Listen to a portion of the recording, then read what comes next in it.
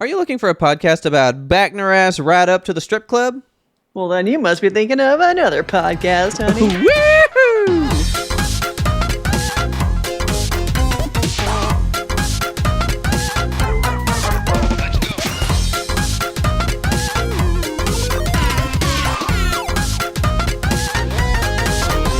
Good evening, Kelsey. Good evening, Robert. How are you? I am super excited for the 4th of July. All the patriotism in my heart. Just kidding. I just want a day off. Let's crack this Are thing you? open. I'm off tomorrow. I'm fucking I'm off excited. tomorrow. But I was already off tomorrow, so it doesn't yeah, make a lucky difference. you. But so I actually got an email about it today. Like, I'm off this week for that one, right? But then Black Friday is not my Friday off, so I actually have to take a holiday day for that one. Oh. It all shakes out. I'm like amazed at how well like the every other Friday thing still works with like the holiday days and stuff. Like it all shakes It's out impressive. perfectly every time. I don't know how they do it. But anyway, I want to tell you something that I have been enjoying telling everyone about because nobody gives a fucking shit Okay. except for me. But can I tell you that I saw the last Jackass movie?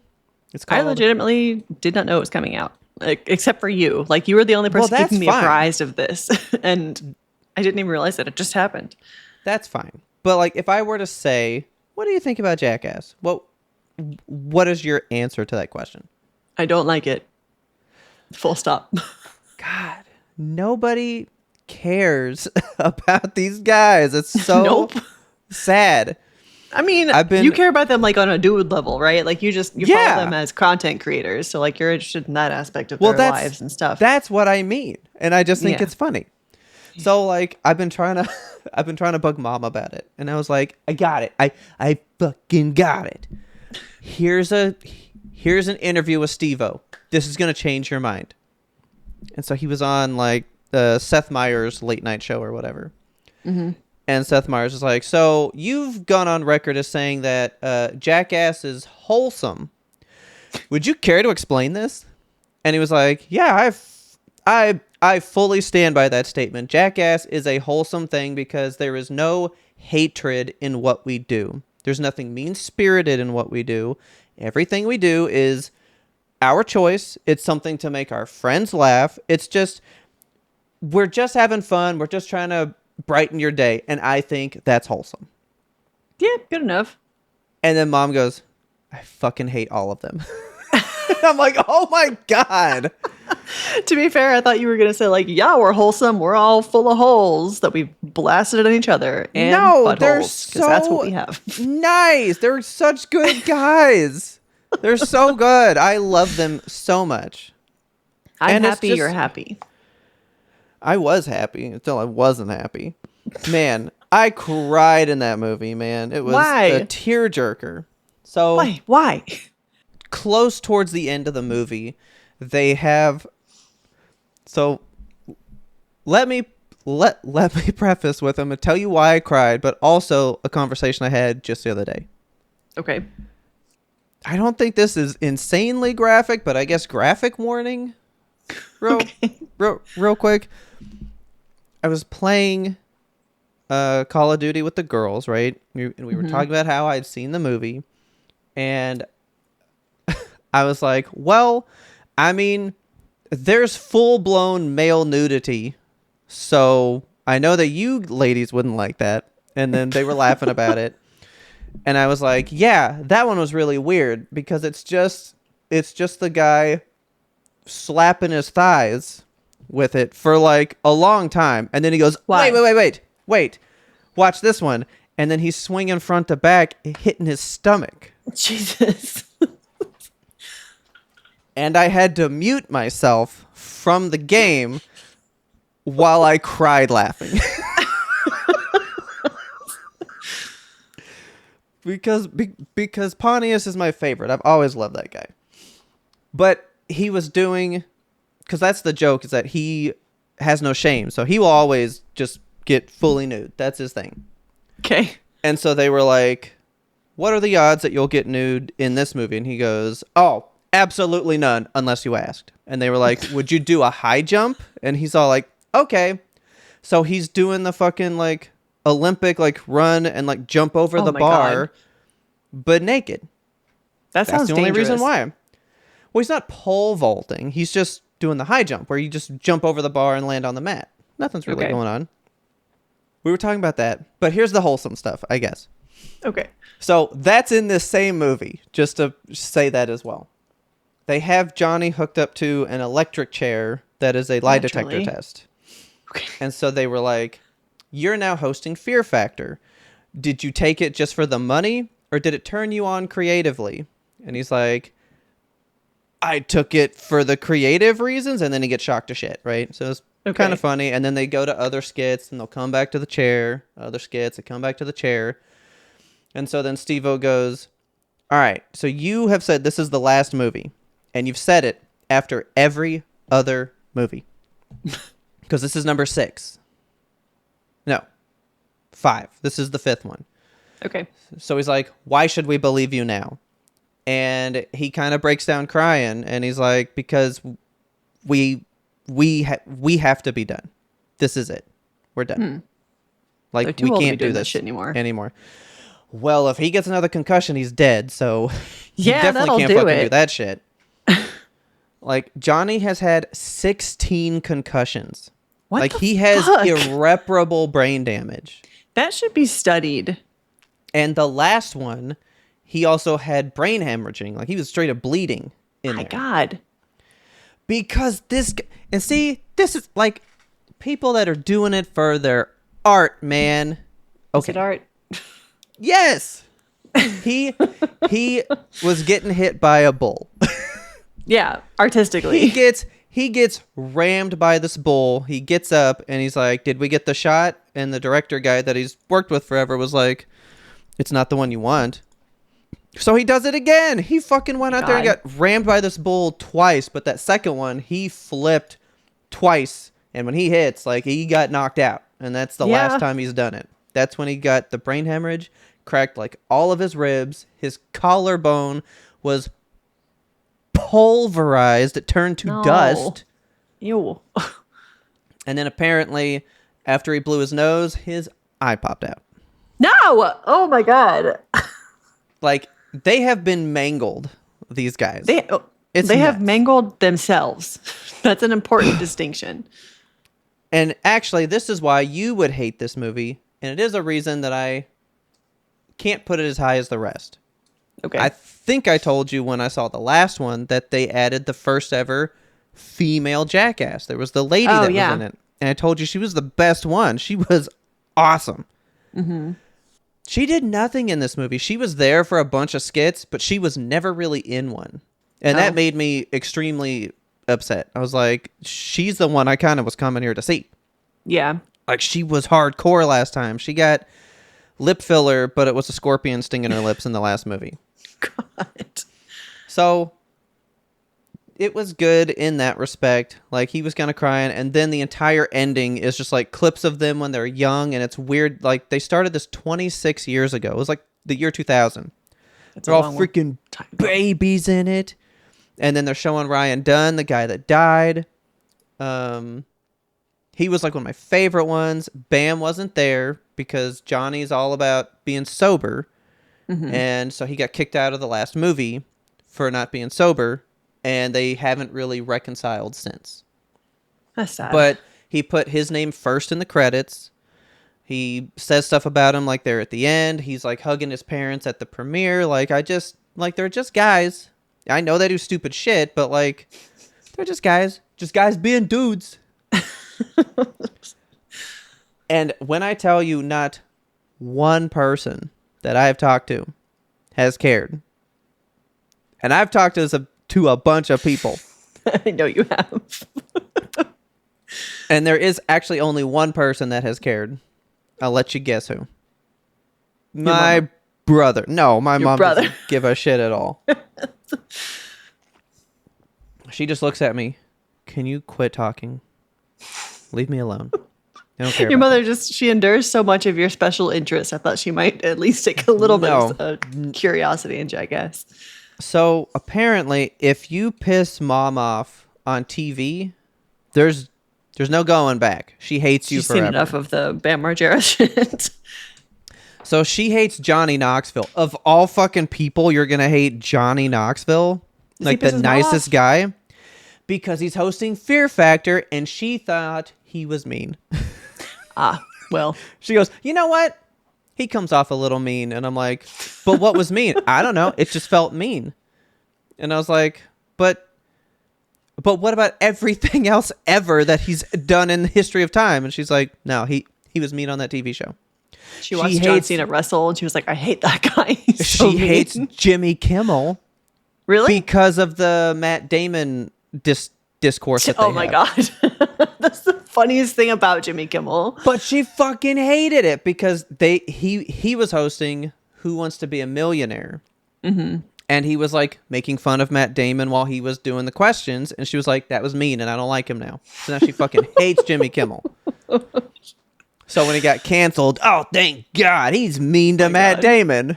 And I'm like, so you don't even care. Matt Damon can finally live his life unbullied.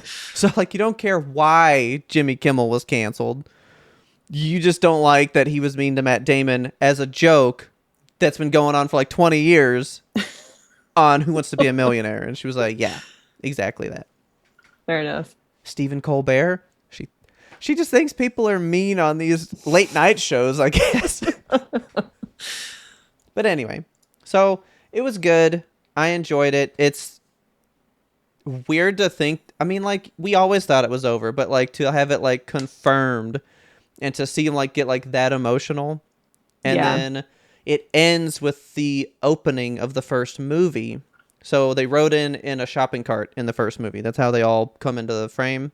Mm-hmm. So this movie ends with them coming in a giant shopping cart, and he's like, welcome to Jackass for the last time. And then it like ends. So it was a pretty good send-off. Like, I thought they did a pretty good job bringing it all to a close.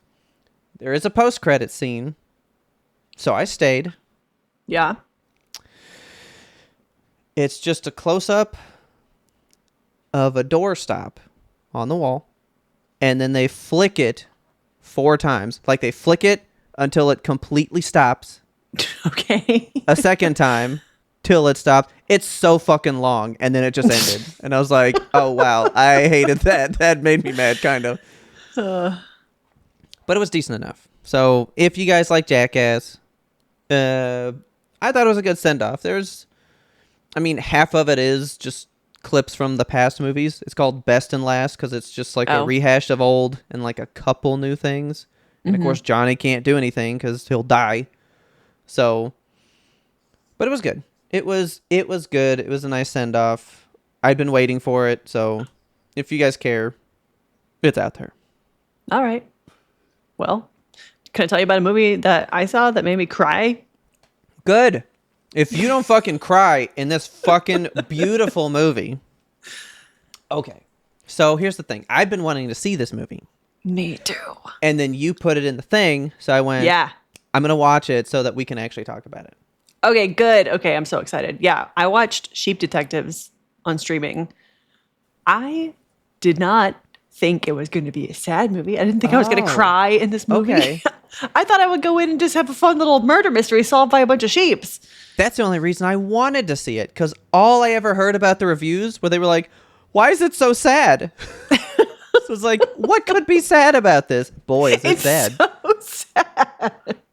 What the fuck? Okay. Like, what the fuck is the forgetting thing? That is the most horrible thing ever. You kidding me? Like, why? Okay, ready? People are just going to forget everything bad that's ever happened in our lives. We don't remember any of the people that we loved. 3, 2, 1. I'm just a happy sheep in a field again. Like, oh, yeah. Fuck off. Except for him over there, and he's like, please don't leave me with this again. It's horrible. Like, you're leaving. It's like the giver sheep. He remembers everything. Yes. He holds the pain for the flock. It's terrible. And then fucking Bryan Cranston, bro. Why'd he die? Sorry. Spoilers. Why'd he die? Why was it so, like, Oh my God. I feel like what they did was they went like, how can we, like, they just came up with like sad moments and then went, How can we oh, emotionally wound people? yeah, but they just had wounding moments and then went, oh, wait, these are all unrelated. How can we just like weave it all together? And they were like, sheep solving a murder. And then did it. Yeah, So- basically. So this is based off a book, though. Oh, okay. You want to know who adapted it? You want to know who went, this is a great book. Let me write this for the fucking screen. If you're about to say like Ryan Johnson, I'm gonna shit my pants. Who is it? No. Okay. It's Craig Mazin, who made I know that Chernobyl and The Last of Us TV show. What the fuck? Oh my God, why? Why is he making Sheep Detectives? I was like, What's Craig he Mazin? doing? That's like a weird career trajectory. Yeah, what a name drop. And they went, oh, well, no wonder Bella Ramsey's in it because she's in The Last of Us. Oh, this makes sense. Then credits tick on a little later and boom, you get executive producers. I swear to God, these guys can't be mentioned on a movie and it's not just the best fucking movie. Who is it? Phil Lord and Christopher Miller. Oh, the people who did Project Hail Mary, right? Hail Mary. Into the Spider-Verse. Across the Spider-Verse. The Lego movie. They are fucking good at stories, dude. When they were producing like trailers and shit for this movie, they kept putting in there like from the people who brought you Project Hail Mary, and I was like, okay, it's from Amazon because studios do that all the time. But no, it's actually like from the guys, so that's cool. Yeah. As soon as I saw their name, I was like, they understand how a story should unfold in a movie. Every fucking time they're on something, it's a good movie. Like, it's just a good fucking time. Yeah, I cried a bunch, but I was happy to cry. Fucking Winter Lamb gets a name, man. Bro. As your local Winter Lamb, I was bawling. I was like, pull that baby, please. And then they pull the fucking, like, Mufasa fucking Treasure Planet bullshit. Why did they have Bryan to do Cranston that? in the sky. In the clouds. He became a cloud. Yeah, he became a cloud. It's a great fucking movie. Yeah. I walked around the office like, so you guys like Jackass? And they're like, no. And I'm like, well, let me tell you about the electrocution things. I tell them about that. And then I go, okay, now my next one, shut your mouths because I know what you guys are going to say, but shut the fuck up because I'm telling the truth. Sheep Detectives fucking rocks. You got to watch that movie. Absolutely slaps. 100% go watch it. 10 out of 10. I enjoyed every minute of it. I mean, I didn't enjoy every minute of it because I was crying for half of it, but it was very good. Okay. The CG on those sheep. Yes. Mm-hmm. Fucking incredible. It was really good. I really wanted to not like it. I went in like, oh man, there's CGI. I'm going to fucking hate this. I was expecting like the Lion King horrible like lions, but no, they did really, really good. I was like, see, people can still produce quality CGI. It just doesn't happen a lot. But that movie it was so good. I want to know how they did it. Like, is it actual sheep that they had out in the field that they just AI enhanced? I doubt it. I'm thinking they just did the whole thing. Just full on CGI sheep. I just don't want AI to have been involved, and I worry that it was. In Sheep Detectives. Because those sheep look so fluffy, like you could pet them. I wanted to reach into the screen. Well, yes, yeah, beautiful. Okay, puppetry. They had puppets, and then they AI'd over the puppets. What? That's so cool. That's so cool. Of course. Puppetry and stand-ins. So they probably had like some people, maybe hands and knees for some of it. Yeah. But other than that, yeah, they had lifelike physical puppets and 2D cutouts on set. Fuck cool. Yes. And what was Rocky? A complete fucking puppet, man. Yup. See, you guys are forgetting how good practical can be. This is phenomenal. I love this. Okay. Yeah, go watch Sheep Detectives. Don't discount it at all. It is a really solid movie. I went in just being like, I'm going to have a fun time solving a mystery with sheep. But no, I didn't have a fun time solving a mystery at all. Okay. Did you call who it was? Richard immediately, like the second that character was introduced, he was like, "That's the one." And I was like, "How?" And he's like, "Here's how it's gonna go down." And I was like, "Okay, yeah," and that's how it happened. I was like, oh, it's definitely the lawyer. Something's fucking up with this lady. And then she was normal. Yeah. I was like, okay, well. By the way, the news reporter guy, that's He-Man from the new He-Man movie. All right, way to go, He-Man. Just not as buff yet, I guess. Dude's getting work. So, anyway, totally agree with you. Sheep Detectives fucking rules. Go watch immediately. Hell yeah. You ready to rage? I'm always ready to rage. 'Cause I my wanna talk soldiers about- fucking rage! I want to talk about the state of video games and gaming as an industry. We touched on this a little bit, I think, last week or maybe 2 weeks ago, where we were like, what if video gaming just becomes so bad that we decide to dip out? And I was like, that'll never happen. Guess where I'm fucking at right now, dude? Oh, it's gonna fucking happen. I'm so pissed. You don't even know half the reasons why I'm pissed. Like, okay, let's talk first about PlayStation just being like, we're not going to do discs anymore. Okay. So that rolls into Grand Theft Auto. So let's go ahead and just do that. Okay, great. Okay. Let's get that. So, because I'm still hearing conflicting reports on this. Now, I already told you. I think I told you last time that there was nothing in the box, right? Yeah, Okay. just an empty box.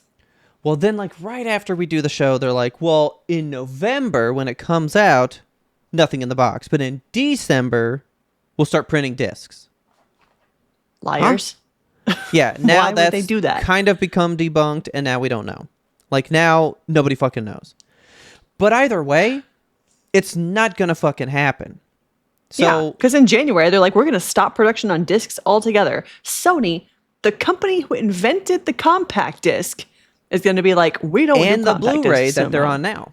Fucking stupid. Yeah. But that's January 2028. So you got a year and a half. Okay. All right. I was thinking it was like this coming January. But still, too soon. No. I didn't But- want it to happen this way. Yeah, we're going to where I said I can't follow. Yeah. It's And- bullshit. And I was just telling someone about the website I was telling you about that I go to now to see, is the game on the thing you buy? Mm-hmm. So that's why I didn't buy the 007 game physical, because only the first level is on the disc. Everything else is downloaded. Nintendo's the only one that's putting the full game on the disc for the most part. Yeah. Like, for some reason, and- Battlefield 6 completely on the disc for, like, PlayStation and shit. But that's just because DICE decided to do that. Good for them, you know? Yeah. That's tying back because I can see why you have to kind of forego discs at some point. Because, like, Grand Theft Auto is going to be, like, 200 gigabytes. Yeah. I mean, they physically cannot fit it on a disc anymore. Like a format, the current situation of formatting, the fact that, like, God, my brain is racing. I just want to talk about everything and anything. It's just, the landscape is so bad right now. Games are just getting bigger and bigger and bigger, more bloated. They're reserving more space on your hard drive because they have to operate in like 30 different languages or whatever. So they have to map the faces for the languages. They have to store that in your system. They have to do the actual voice acting that has to get stored in your system. And Grand Theft Auto is going to be a huge game. So of course it's going to have all that shit and it's going to need to be stored somewhere. Yeah. A high capacity Blu-ray disc holds 100 gigabytes. Yeah. That's nuts to me. But here's the thing. So on top of not making discs, which one, I mean, you already don't own your games now because you're on Steam. Yeah. Which, did you get that video? Oh, actually, I think Ismail put it in the Discord, but I sent it to you on TikTok first, where it was like all the video game companies dancing together or whatever. Yes. And then Steam shows up at the end, or Valve comes in, and then they go, you thought we were friends, but we're still a corporation, or Yep. whatever. And I was like, No company's your friend. but why? I thought we had something. I know. It's Like, I don't know what so to think bad about right it when, like, I'll never own a game again. yeah.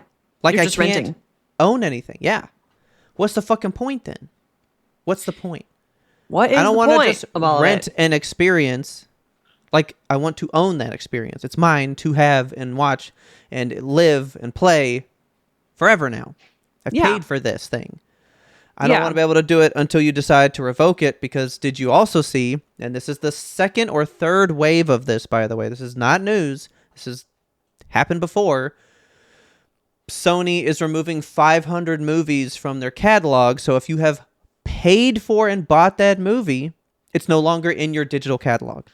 That's so, it feels you illegal. You have paid for it. Yeah, you have paid. Why is it not illegal? It is so bad to be into gaming right now, just in any capacity. Like, it's very tough to invest money into a hobby, to buy a console that is no short of like $600 to $1,000 these days, and then to buy video games that you are not guaranteed to have in 6 months' time. Like, who's to say that a studio doesn't go under or something like that? What about fucking Overwatch that literally you can't even pretend to look at now? It's literally gone off the face of the planet. Doesn't exist. Yeah. Like, it's so weird and bad. Like, I think about, what if we could go back to a time where, like, or if a new company were to come up and be like, guess what? We have a physical console where you buy physical games, you pop the cartridge into the console, like a Nintendo like style, like ka-chunk, you put it in there, you press the power button, boom, it comes on, and you have your game and you can play it. Like, can we ever get back to that? Will that ever be a reality again? We will have to, it's going to have to crash. Like video games are popular today because of the crash of 83. Like, video games died. Like, video games, they wrote them off and said, it's done. We've killed the market. No one's going to ever want this again. Mm-hmm. And then Nintendo comes in with Mario and changed the course of the world. But, like, video games were done. Like, they were a dead medium. And then Nintendo comes back with it, and we have where we are today. This has to break somewhere, that somebody comes in and goes, this is the thing that you guys wanted. Remember when it was this? But it can only come once it's dead and there's no competitor to stop what we actually want from existing. But because Grand Theft Auto exists. Do you know this game made $3 billion in pre-orders overnight in 24 hours? That's disgusting to me. This is what you're paying. Okay, I have not pre-ordered it, by the way. Yeah. And if some of this is true, I'm not playing it. Now, this one is 100% true. So let me tell you about this one, because it's really bad. You need the 200 gigabytes for the game. Mm-hmm. Then it requires an empty 100 gigabytes to exist on your hard drive so that it can decide what to do with textures whenever it needs to. Yeah. It's a 100 gigabyte buffer to run the 200 gigabyte game. Just say it's fucking 300 gigabytes then. I know. Like, don't lie. Yeah. So, in case that is, I don't know, for some reason over someone's head, that just means don't have a lot of other games installed, because Grand Theft Auto wants to be the only game on your fucking hard drive. Don't install other games that impede on its fake required space. What do you mean you need a 100 gigabyte buffer for textures? No. Yeah, no. It doesn't make sense. No, sir. Like, you don't. It just. How about this one? This is what's really going to get you. Because if this fucking proves true, I'm out. I will never fucking play this. But before I tell you, I was telling someone else, this feels like Assassin's Creed. Assassin's Creed became so big and so bloated. And then they went, what if we went back to the original that was this big, so small, like a 50th of what that last game was. And that game sold like fucking hotcakes. Yeah. This is going to break, and people are going to get tired, and they're going to want the smaller thing, and they're going to pay for it in droves, but then the big thing's still going to happen, and people are going to send it billions of dollars. But this may be real. Like, it's apparently, people have seen it, it's leaked, it's not fully confirmed, but it's an idea they're toying with. Now, if we recall, Rockstar didn't want to sell us this game. They wanted to have us subscribe to this game. Right. Yeah. Remember? They were like, what if we didn't sell Grand Theft Auto 6? What if you paid a monthly fee to play Grand Theft Auto 6? That's insane behavior. Well, then they backtrack, so now it's just an $80 game. Yay for you, whatever. Apparently, the cars in the game are going to have actual fuel. What? That's not real. What? And so you'll have to stop at gas stations and refill your car. They're trying to make the ultimate real-life simulation. And I think this all goes back to like Red Dead, because Red Dead was like so realistic. And people tote Red Dead Redemption 2 so much for how much everything's so believable, right? Yeah. Okay, fine. So let's give you a fuel mechanic in this game, and you have to refill your car. The prices will reflect the real life average price in the real world, and then you will fill your car with fuel tokens that you earn in the game. No. But if you run out of fuel tokens, you can microtransaction some fuel tokens and pay real life money for your fake gas in your fake car. Real gas is already far too expensive due to the wars. I don't think we need to bring that mechanic into a video game. I'm trying to escape the gasoline when I go play a video game. That's a thing that they may actually roll out. And if that happens, I will not be buying that game. It literally, like, people joke that it costs money to leave your house, you know? Like, you walk outside, oh no, I've spent $20. Like, now you're going to sit on your couch, hanging out in your own home, eating your Cheetos and Doritos, and have to pay gas money on your couch. I'm not going to do that. I don't think any sane person should be doing that. Like, if we all were like making 6-figure jobs, we were all in our homes with our AC cranked down to 50 and we never worried about it. Why not? Why not? Because it's fun, right? It's fun. But in this world where, like you just said, like there's people that can't get formula for their kids. There's people that can't get to work with real gas, like you just said. Real gas is so expensive, and they can't even go make a 4-5-figure job because they can't afford this gas. This is not fun to me. This is not a fun distraction. This is not like well, why not indulge? I don't want to indulge in that at all. No, it doesn't make sense. That doesn't make any sense. But this is apparently a thing. And so I was telling someone else, was like, well, I mean, in Days Gone, you had gas. And if you ran out of gas... Yeah, plenty of video games give you gas mechanic. Yeah, and then you ran out, and you just had to fight through zombies, walk to a gas station, come back with gas, fill up, and then you went on again. Sure, the cost is in like time and effort, which is average for a video game. That's the game experience. Yeah.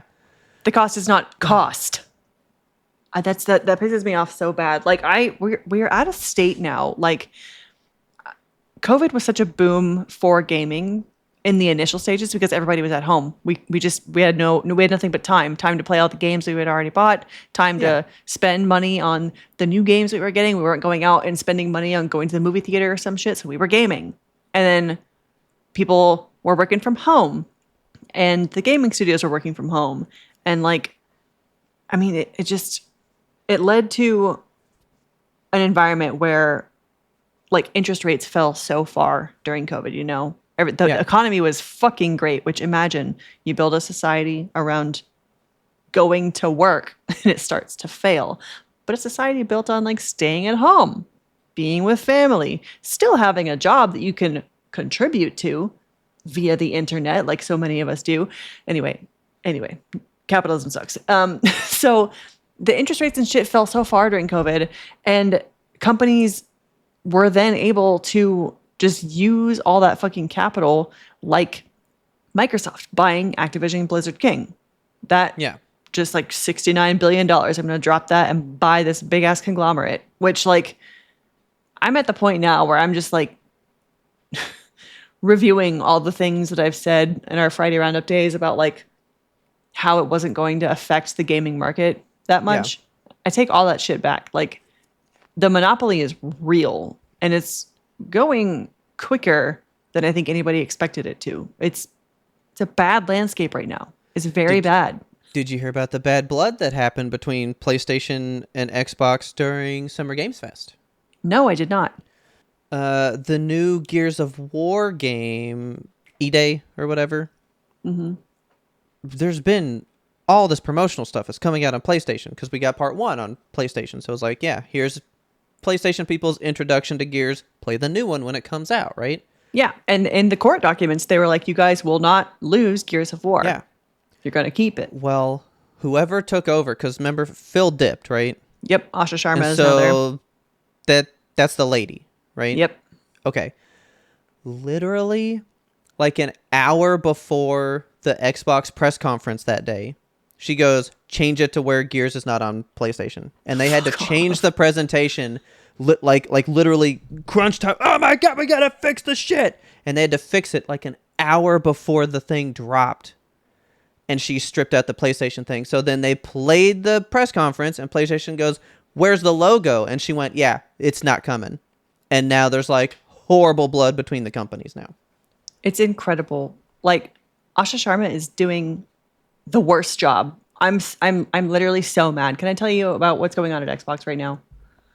Please, because the last thing I've heard was everything's an Xbox. Your phone, this Dr. Pepper can, everything's Xbox. That's all I know. All things, except for, your favorite games. But Phil was the one that spearheaded that, right? Like he was the everywhere is Xbox, whatever thing. Okay. Yeah. I was so excited about the future for Xbox. They came out with that cool, like, see-through green thing. And I was like, Xbox is the way. We're going to be good this year. It's going to be awesome. Okay.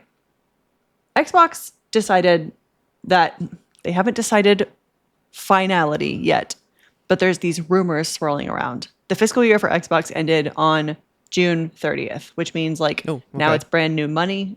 We're recording this as of July 2nd. The news is developing so quickly. This might be old news or wrong news, or who knows by the time that this airs. So yeah, Xbox is reportedly going to be closing 5 studios. Oh, sweet God. Get ready for this. No. I gotta hear people I probably like. Oh. Yeah. Right. Yeah. Get ready. Yeah. Okay, you know the new Blade game coming out from Marvel? Yeah. Headed by Arcane Studios? Oh, I thought that... Okay. Arcane? No, not Arcane. They are considering canceling Marvel's Blade because Arcane may be closed. Oh my God. Oh my God. Yep. What the fuck? I need to look up this one game because this is what I think it is. Dude, they had a game of the year. Remember Deathloop? I know that Redfall I fucking was remember like, Deathloop. Whatever, but like, oh, they redid dude, they were doing so good. And I never played the Dishonored games, but like those are fucking godlike. People love those. Yeah. Oh. You remember the really cool game that involved like this young black girl going through portals and like looking at dragons and shit? It was called South of Midnight. Yeah, the game that just fucking came out. Yep, being developed by Compulsion Games. That one is going to be shutting down. Oh, Mary's going to hate that because that's the We Happy Few people. It is the We Happy Few people. Double Fine? The people who do Psychonauts? Escaping. How do I get out of these headphones? They're going to be shutting down Double Fine. This is all rumors and speculation at this point, but I have no reason to believe that this is untrue. That's fucking Tim Schafer's company, bro. Tim Schafer's about the funniest dude in gaming ever. He did fucking Brutal Legend with Jack Black. Yeah. Okay, dude. Yep. And you want me to like gaming still? Do you remember the cool game Hellblade, Senua's Saga, Senua's Sacrifice? The one that they just announced, the new game at the Xbox Game Showcase during Summer Games Fest 2026, probably going to be canceled because Ninja Theory up for closure. I'm sick, Robert. These are like names from my dude. Ninja Theory, I thought was gonna be like one of the greatest game studios of all time because they did fucking Heavenly Sword. They were enslaved. Odyssey to the West. Yeah, I didn't beat that game, but it was fucking really good. And Andy Serkis was in both of those. Holy shit, dude. Ninja Theory is top tier. And that sucks because that was what I was just fucking describing earlier in the show. Like when Hellblade came out, everyone was like, we don't want AAA. We want what we call AA games, where they have AAA quality, but they're like 7 hours. Just a nice little short game. That's what that Plague Tale game is. The girl and the brother that like control the rats or whatever. It looks so fucking beautiful. It's like a 4-hour game. Yeah. Yeah. And I was just thinking when I was saying that earlier in the show, I was going to mention the bubble will break and we'll go to AA games like Hellblade. Right. Holy you want to hear about the 5th studio that Microsoft wants to close? Little studio called Undead Labs, currently known for the State of Decay series. They want to cancel State of Decay 3. How fucking long has that been going for you? It has been tethering me to this fucking earth, Robert, since 2020. They first showed we have an idea for State of Decay 3. They showed that trailer at the Summer Games Fest 2020. The Xbox Showcase 2020. And I have been like addicted to State of Decay since then. Like I was playing State of Decay 2 before, of course, and I love State of Decay 2. It is a game that has brought me many, many hours of joy and loneliness. And I have no more fun than when I just roll through the landscape looking for rucksacks, keeping my community alive. It's a game about community in the depths of hell. And it is such a piece of my soul. I have been looking forward to State of Decay 3 for 6 years. And now it just might not happen. And I'm sick. I'm so upset. Like I was in tears when I heard this. I'm still like, I'm so mad. Fucking Blue Point all over again. Yes. What about these studios was not fucking up to your standards of money? It's the bottom dollar. It's about like, well, you don't have a game for me right now, so pack your bags. I mean, Undead Labs, they have like 110 employees, I think. That's it. You're going to cut 110 employees so you can not release a game that is in alpha playtesting right now. It's almost fucking done. You don't want to let them come out with it. You don't want to let them complete this game they've been working on for 6 years. You don't want to let them fucking sell it to their community who is so ready and willing to spend top dollar for this game. I have been waiting. Do you guys think you can make $3 billion in pre-order sales? God, I wish that they would let Undead Labs just put it out there for pre-order right now. Like I don't know what the news is going to be. I don't know if they can still have the opportunity to go independent. I don't know if they could afford to go independent because Microsoft is like, yeah, we'll front this game. It's gonna. I mean, they've literally made those 3 games. Yeah, that's their IP. Like that's it. They have been developing this game for so long, and the community has been so like rallying behind it. And the Discord that I'm in with them is so nice, and everyone is like giving ideas to the devs for the game, and they go through the playtesting and they're like, this part's really cool, but what if we did this? And the devs are listening and they're developing and they're putting feedback in there. And it's just like, it is a community. It is a system of people working together to make this really cool game come to life and have been doing for so long. And the fact that like, I may never get to play it is so upsetting. Like I'm livid. I've been watching that trailer like daily since it came out. It's really fucking good. There's so many good concepts in it, and I've been so excited to play it. And the way the devs talk about it, I've watched every interview, and they're all just like, they talk about it with love and sparkle in their eyes, and it may never see the light of day because it won't make money today. Like, how are you gonna go back on 6 years of development costs and paying these people and say like, well, you can't have the game right now, so I don't give a shit about you anymore. What the fuck is that? What's this lady's name again? Asha Sharma. I'm about Who to take a dump on her shoes. Like, she's who is apparently what she? she's You know, she's like, brand new to gaming is the thing. Like, she has not been in the gaming industry, well, and she's remember? coming in. Yeah, that's like the guy that's doing PlayStation now. Like Yeah, he made the games, not the business decisions. yeah. So I'm It's like, who are you? Like, did she save some other company? So they're like, yeah, she's got it. I have no idea, but she's apparently like going around Xbox asking people, like everyday people that work at Xbox, like, do you have suggestions for me? And I And they're like, doubt quit. anybody is saying like, close all the fun, cool studios. Like, where are you getting this? Take Gears of War off of Xbox or off of PlayStation. We don't need that.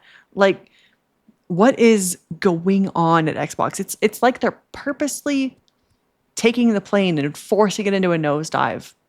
I just don't understand. I don't understand why you would take like these 5 really good studios that have made some good shit in the past few years, and they're like, no, we don't want to see anymore because they're wanting to go toward games that are like an Arcane or an Overwatch or a League of Legends. Just like pay a subscription model to play us, buy loot boxes, come play our battle pass, buy these skins. Like that's the type of games that we're going to see from here on out, I'm convinced. Like I don't think we're going to get much more of the cool little indie studios. Like nobody's taking a chance on something if it's not going to Yeah. print money week over week and year over year. Like imagine a world where we just stop making cool creative little games. Imagine a world without Dredge. I have my collector's edition that's sitting right up here on the wall and I stare Yeah. at it every day and I think about how much that game changed my fucking life and brought me out of one of the darkest places I've ever been in. Like it's games like that that we're missing out on and Your we're never going to journeys. Yes. Flower. That weird shit. Like we're never going to get back to that core of gaming if we just keep looking for like what's the bottom dollar. And if we just keep moving toward like we have to have a AAA realistic game that takes 300 fucking bytes or whatever of your space on your console.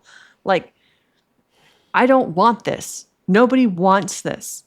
Can we please just go back to a world where you can have a small team who loves a project and they release it and it gets rewarded with cash and then the cycle continues anew? Like, why can't that be the cycle? Why does it have to be like one big corporation just eating the smaller ones and then just shutting them down?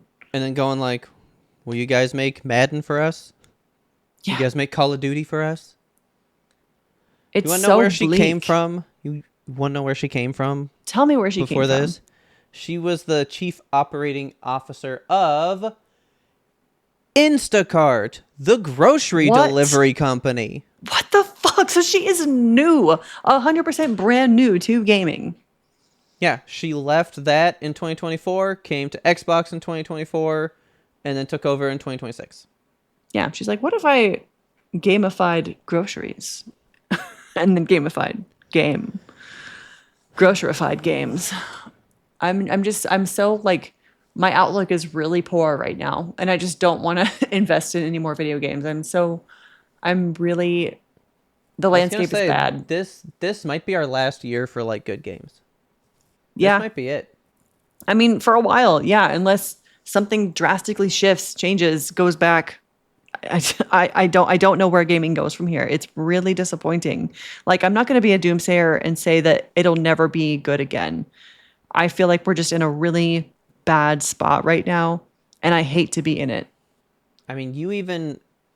By the way, I hope you know how much I have thought about this that you said to me last week.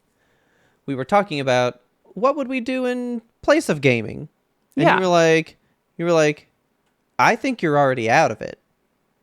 Yeah. And I was like, no. And then I was like, when have I played anything, though? Like, Yeah. I'm still good at games. Like, I don't have to play them to keep at least the skill up, but I'm not really playing anything. And that's a fucking fact. I'm probably not beating that stupid James Bond game. It's pissing me off. Dude. Oh. Cool, man. I don't want to end this whole segment on a huge bummer, so I can tell you that I beat Baldur's Gate 3 finally. That's a bummer. It's the last good game you'll play. I know. Yeah. It was really good. I liked it. I remember when I first tried to play it and I was like, this game fucking sucks. And it honestly, it took me a long time to like it. The first like 20 hours, I was like, I just don't see the appeal, but I kept playing because I was playing with friends, you know, I was like, I gotta stay on for the fun. But yeah, it's so funny. We were playing it on, what was it, Tuesday, and just as the clock ticked over into Wednesday, July 1st, we beat the game. And I scrolled back and scrolled back and back and back and back in our chat. Like, when did we start playing this game? We started playing the game July 1st, 2025. It took us precisely 1 year to beat that game. Because it's tough to coordinate sessions between 4 people, and one of them eventually just dropped out, and it ended up being 3 people. Okay. But I was gonna say that'll piss me off because that's how long it took me to beat Assassin's Creed Origins, but that was like hardcore playing all the time, and I was like, this is too much. No game should take me this long. We spent, I think, 93 hours was the tally on our playthrough. That's really not that bad. When you think about it, that's not bad. It's not bad. It was a good game. Good, I guess. Well, I mean, I've heard that no ending's really great. How was your ending? It was fine. What happened for you? Trust me, I know every ending. Mary has filled me in. Okay.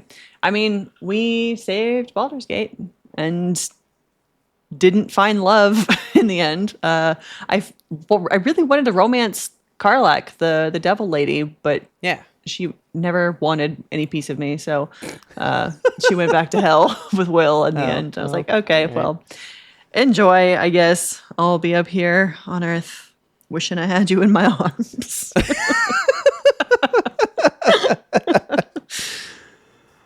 All right, so you playing it again? You're going to do a round 2, new outcome, all that kind of stuff? I really want to see how other branches could have played out, because it's one of those games where like there's 100 million decisions along the way, and you can do so much different shit.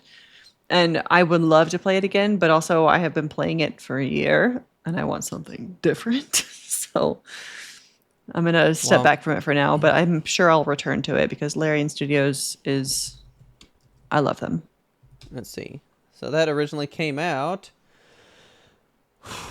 August 3rd, 2023, so it is almost 3 years old now. Wow. I will never play this game. Yeah, I don't think it's for you. Nope, it is not. I've seen so much of it. I've been told so much, had many things described, and I'm like, you know what? This James Bond game is even too slow for me. Can't do this one for sure. Yeah, talk about slow games. God, there's some shit that was happening in it where like somebody would come back from Act 1, and because we've been playing it over the course of a year, I'd be like, who is that? Like, I don't remember the storyline. Yeah, for real. Like, I don't know this guy. We saved his wife. Okay. Well, I'm glad you beat it, and that you could find enjoyment in it, and you didn't really just like slog through it just to do it.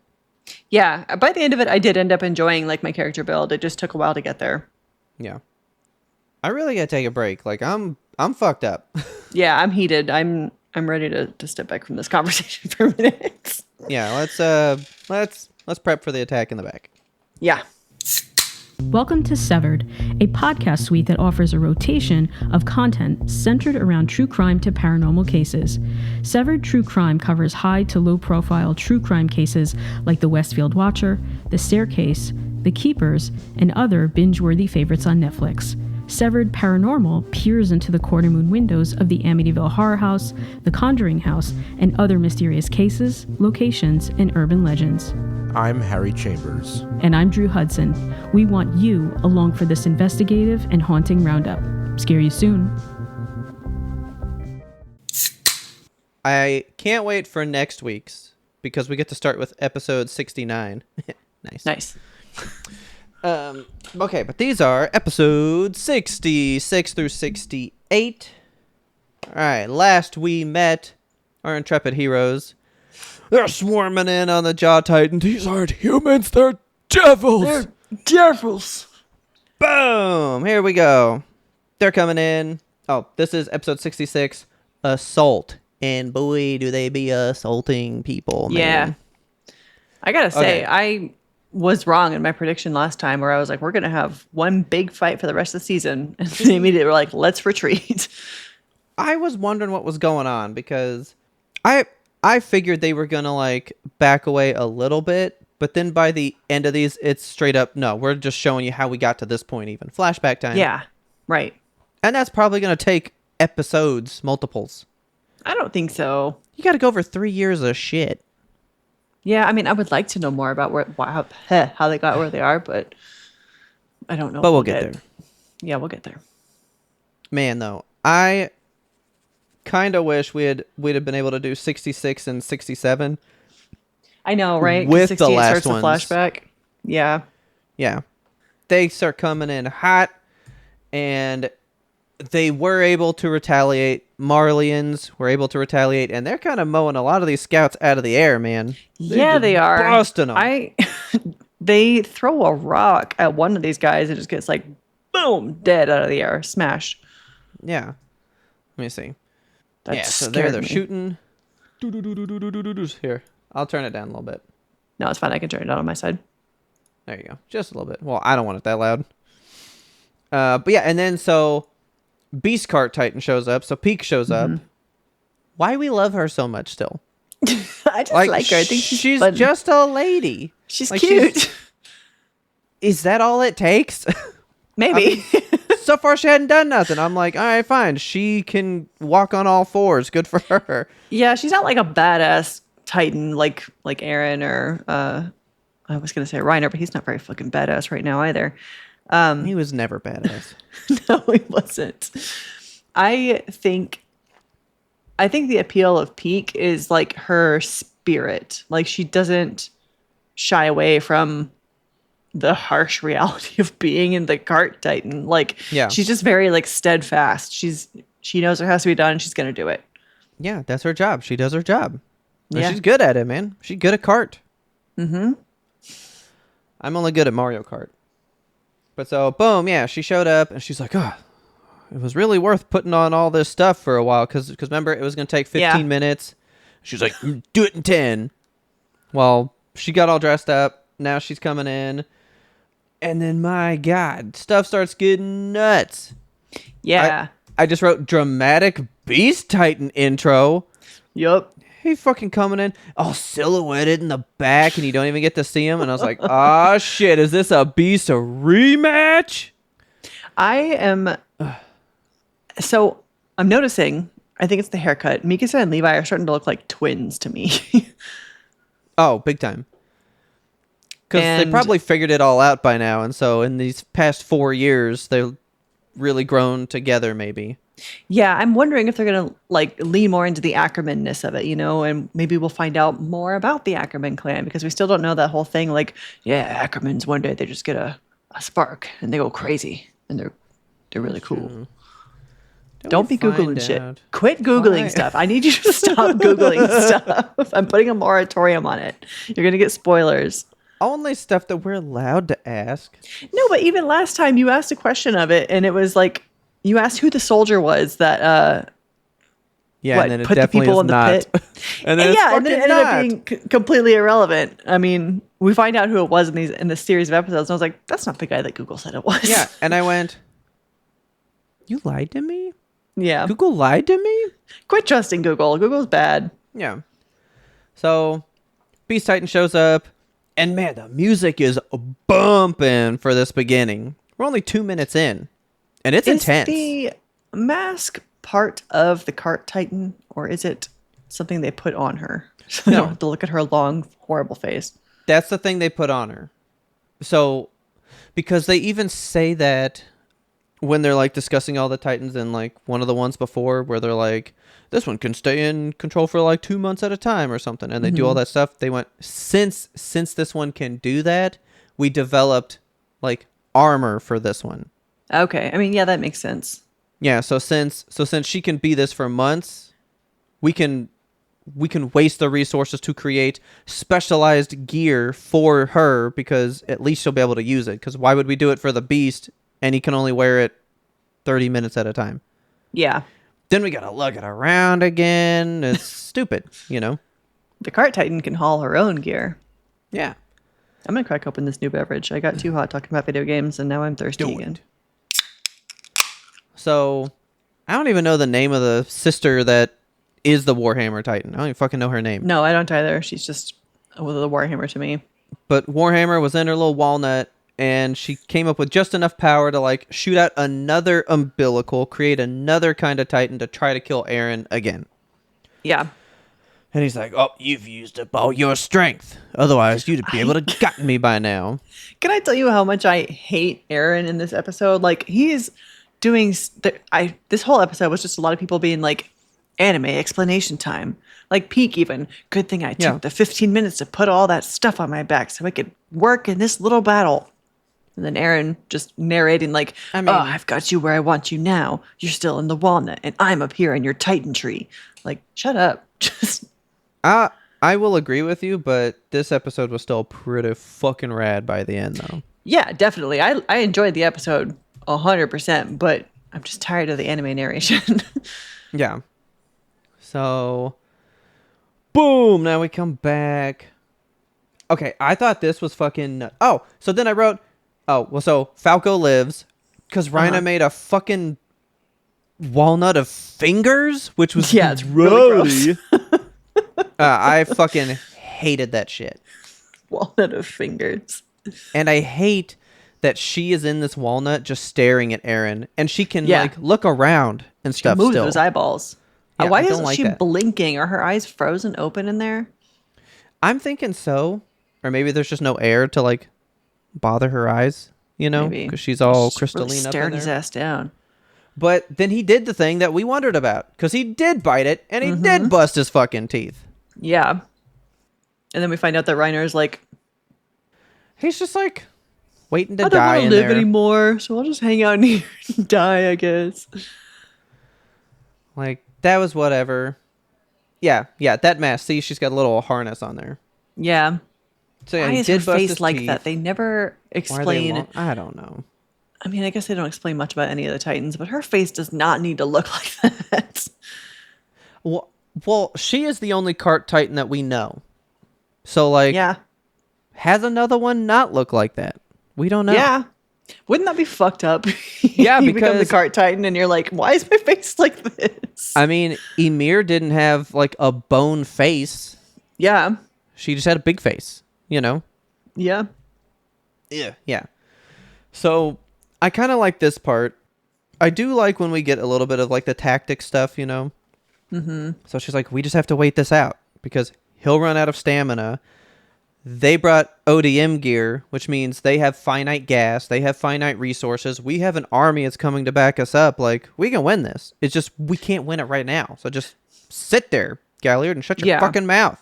Shut your jaws, Jaw Titan. It's very much like the reclamation of Shiganshina, where they were like, we'll just wait him out because we can starve them in there. We can kill their horses. And then what are they going to do? But, okay. So I did write this one down. I think it's going to happen later. But, like, so Galliard came out of his, right? Which, by the way, this feels like the fucking stupid thing that I can't handle in superhero movies where their mask always comes off and then it, like, comes back on. Then it comes off so you can see the actor, comes back on so it's got the face. Why did he need to fucking come out of here just so we could look at him? Know. Because then he just went back in it. I didn't think you could go back in once you exited. That's what I was thinking too, because you have to make a hole to exit. So, like, what are we doing? I thought you were going to have to, like, re-tighten after that. And that's my note here. I was like, a fucking Titan switch? Because Eren jumps out of here after the walnut thing broke. He just jumped down and made a fucking new Titan immediately. Yeah, I guess so it's the dope. training. It's very cool. I love all the transformations that happen. I was like, oh my god, a fucking Titan switch. All right, this body's fucked. New one. So he just pops out, makes a new one. I was like, this is the best. I love this so much. So that's all going on. all the warships have made their way to the pier. So you're like, okay, shit's going down. And like, oh, look at this guy's cool little mustache. Sacre bleu. He's such a little He's like, French sailor. Hey, fishing boat, get out of here. And who's in the fishing boat? Little Armin. Hey, it's Armin. Okay, so I was thinking about this today. Because remember I said I was watching some old ones. Yeah. Remember you have enough energy to do the task at hand. Yes. So I don't, because we asked this, I think, during the Shinganshina, the return arc. Mm-hmm. Because, Bertold changed and was an atomic bomb. But we were like, well, how come he did an atomic bomb in episode 1? Yeah. How come he didn't atomic bomb at the top of the wall whenever he revealed himself? Because he didn't need that. That wasn't the task at hand. I think he can transform as the bomb or choose not to transform that hard. It's the power you're exerting for the task. Yeah. Because I was like, why don't you just explode every time? Because Armin fucking explodes. Yeah, he does. He ruins the Navy. He's like, fuck these boats, and just destroys all of them. He dried up that part of the ocean. Yeah, he really, he did a lot. Which is... Yeah, dude, who exploded? Yeah. And then let me go back to a previous thing I say. I want to watch 3 of these and not cry. Because first one was his reaction to seeing the damage that he caused from that explosion. Yes. Yeah, that was dramatic. It's exactly what you said, because you were like, I don't think he'll be able to handle being this power. Well, no, I don't think he can. No, it's weighing on his soul. I didn't like that. I will say I don't like his new haircut. As a card-carrying member of the Fuck-Ass Bob Society, I miss his little bob. So that was fun, too. Going back to... No, it was actually in 68 when they do the 3-year backwards jump. Mm-hmm. I actually kind of forgot this was Mappa. I thought it looked pretty old school Wit Studio style. I think they did a really good job imitating that for the past selves version. They really did a great job. Yeah. Yeah. I found myself, I think in that episode, I found myself annoyed with the differences between what they look like now in the current season versus what they did look like in the flashbacks, because it's just age. I don't want my characters to age 4 years and I'm not looking at them, Yeah. Changing everybody's haircuts and clothing styles. It made me, I don't sad. like it.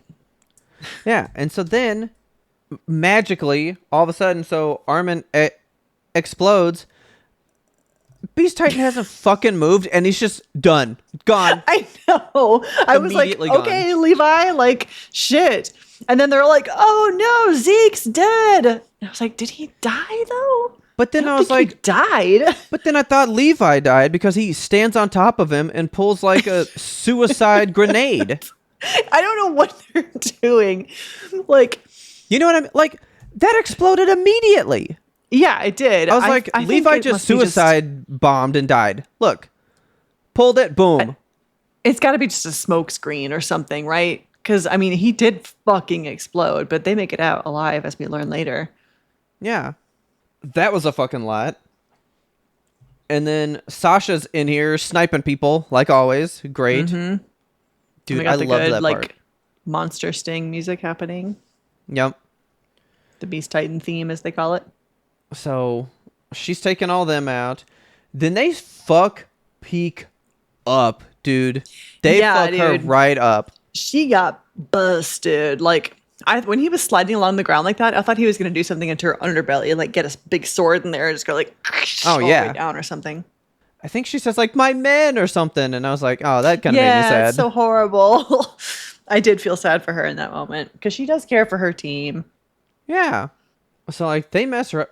Ugh. That's so gross. I hate that shot of her with her eyeball coming out. Okay, so these first 2 were so breakneck speed moving with shit. Yeah, frenetic. I didn't write down the midpoint, so I'm glad that I magically found it. But this is our first midpoint, and I'm glad that we're talking about this. So yes, me too.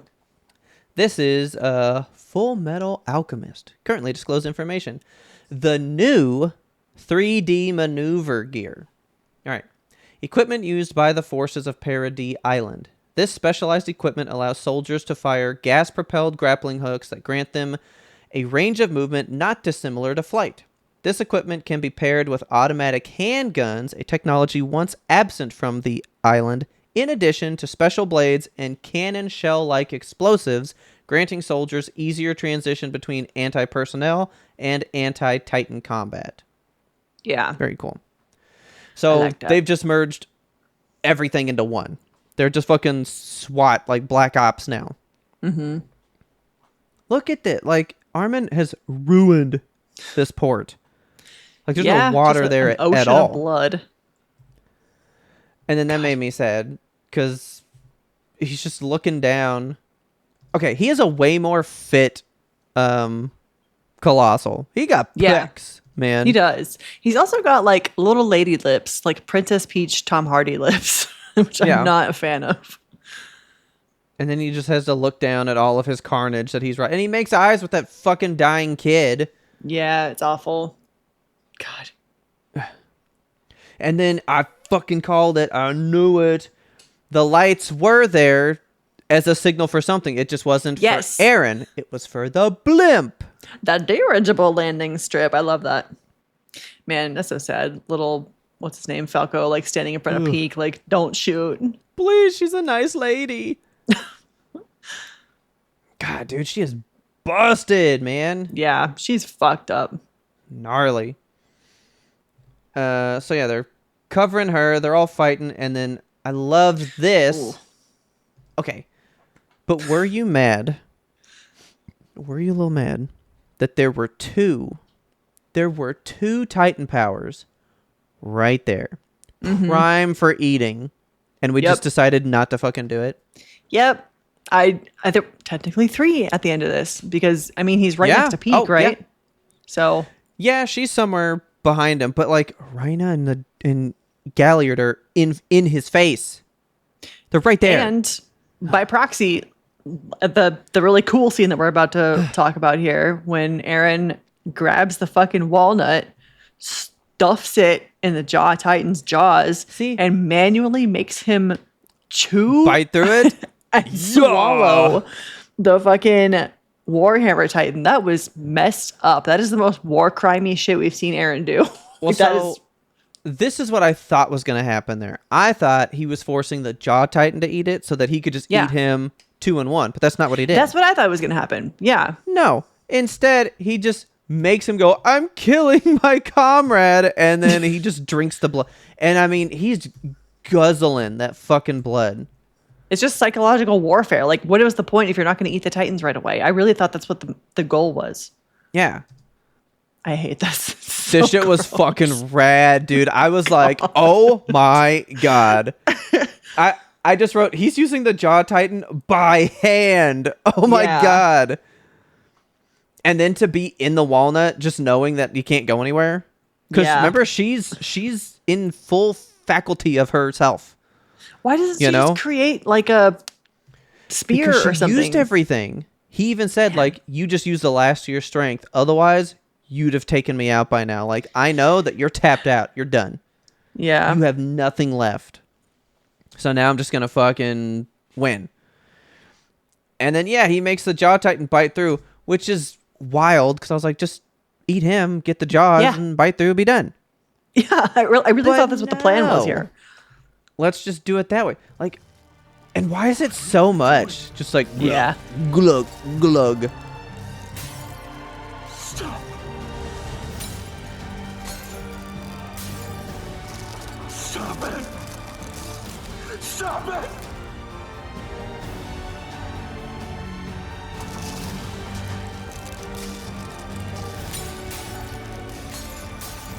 Please, stop.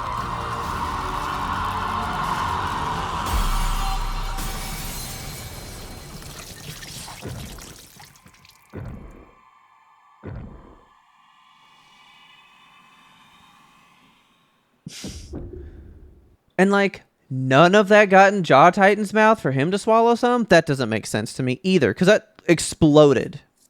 So did he receive the Warhammer Titan power there? Yes.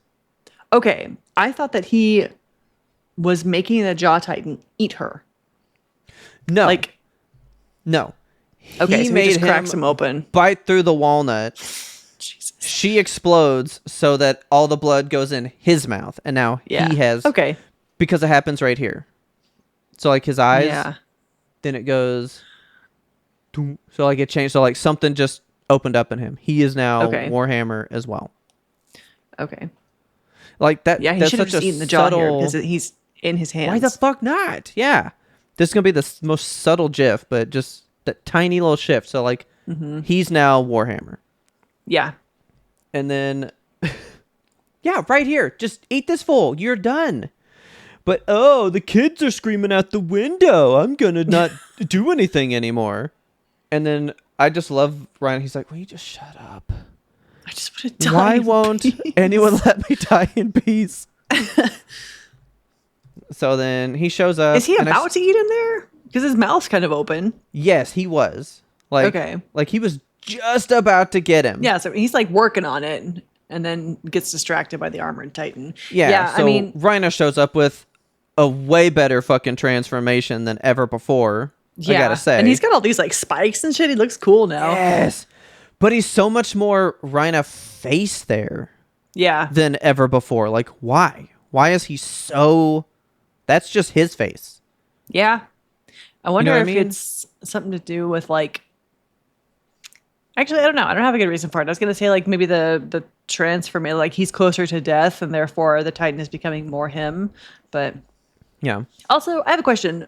When you eat a Titan, does that reset your 13-year clock? Did we discuss that yet? I'm going to say no. I think you just get the addition, but it's always based on when you first transform. Okay, so like no matter how many Titans you eat, unless you become like Emir once again, I imagine that's the end goal for But I immortality. don't even or something. think she would, because she died in 13 years. So if the top died in 13 years, I don't think it can ever be surpassed. Even if you were to become that powerful again. Okay. I think that's like the curse of it. Which makes it sound like so magical. And I'm like, ooh, what's magic got to do with this show? But like they literally drink blood and turn into long faces. Like it's weird, you know? I mean, there is a bit of science about it, you know? Like the 13 years does seem like Yeah. very finite and very like fantasy. Yeah.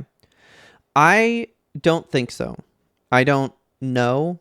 But to me, if the original that they all were separated from only made it 13 years, I doubt even if you made it back to that point that you could surpass the 13 years.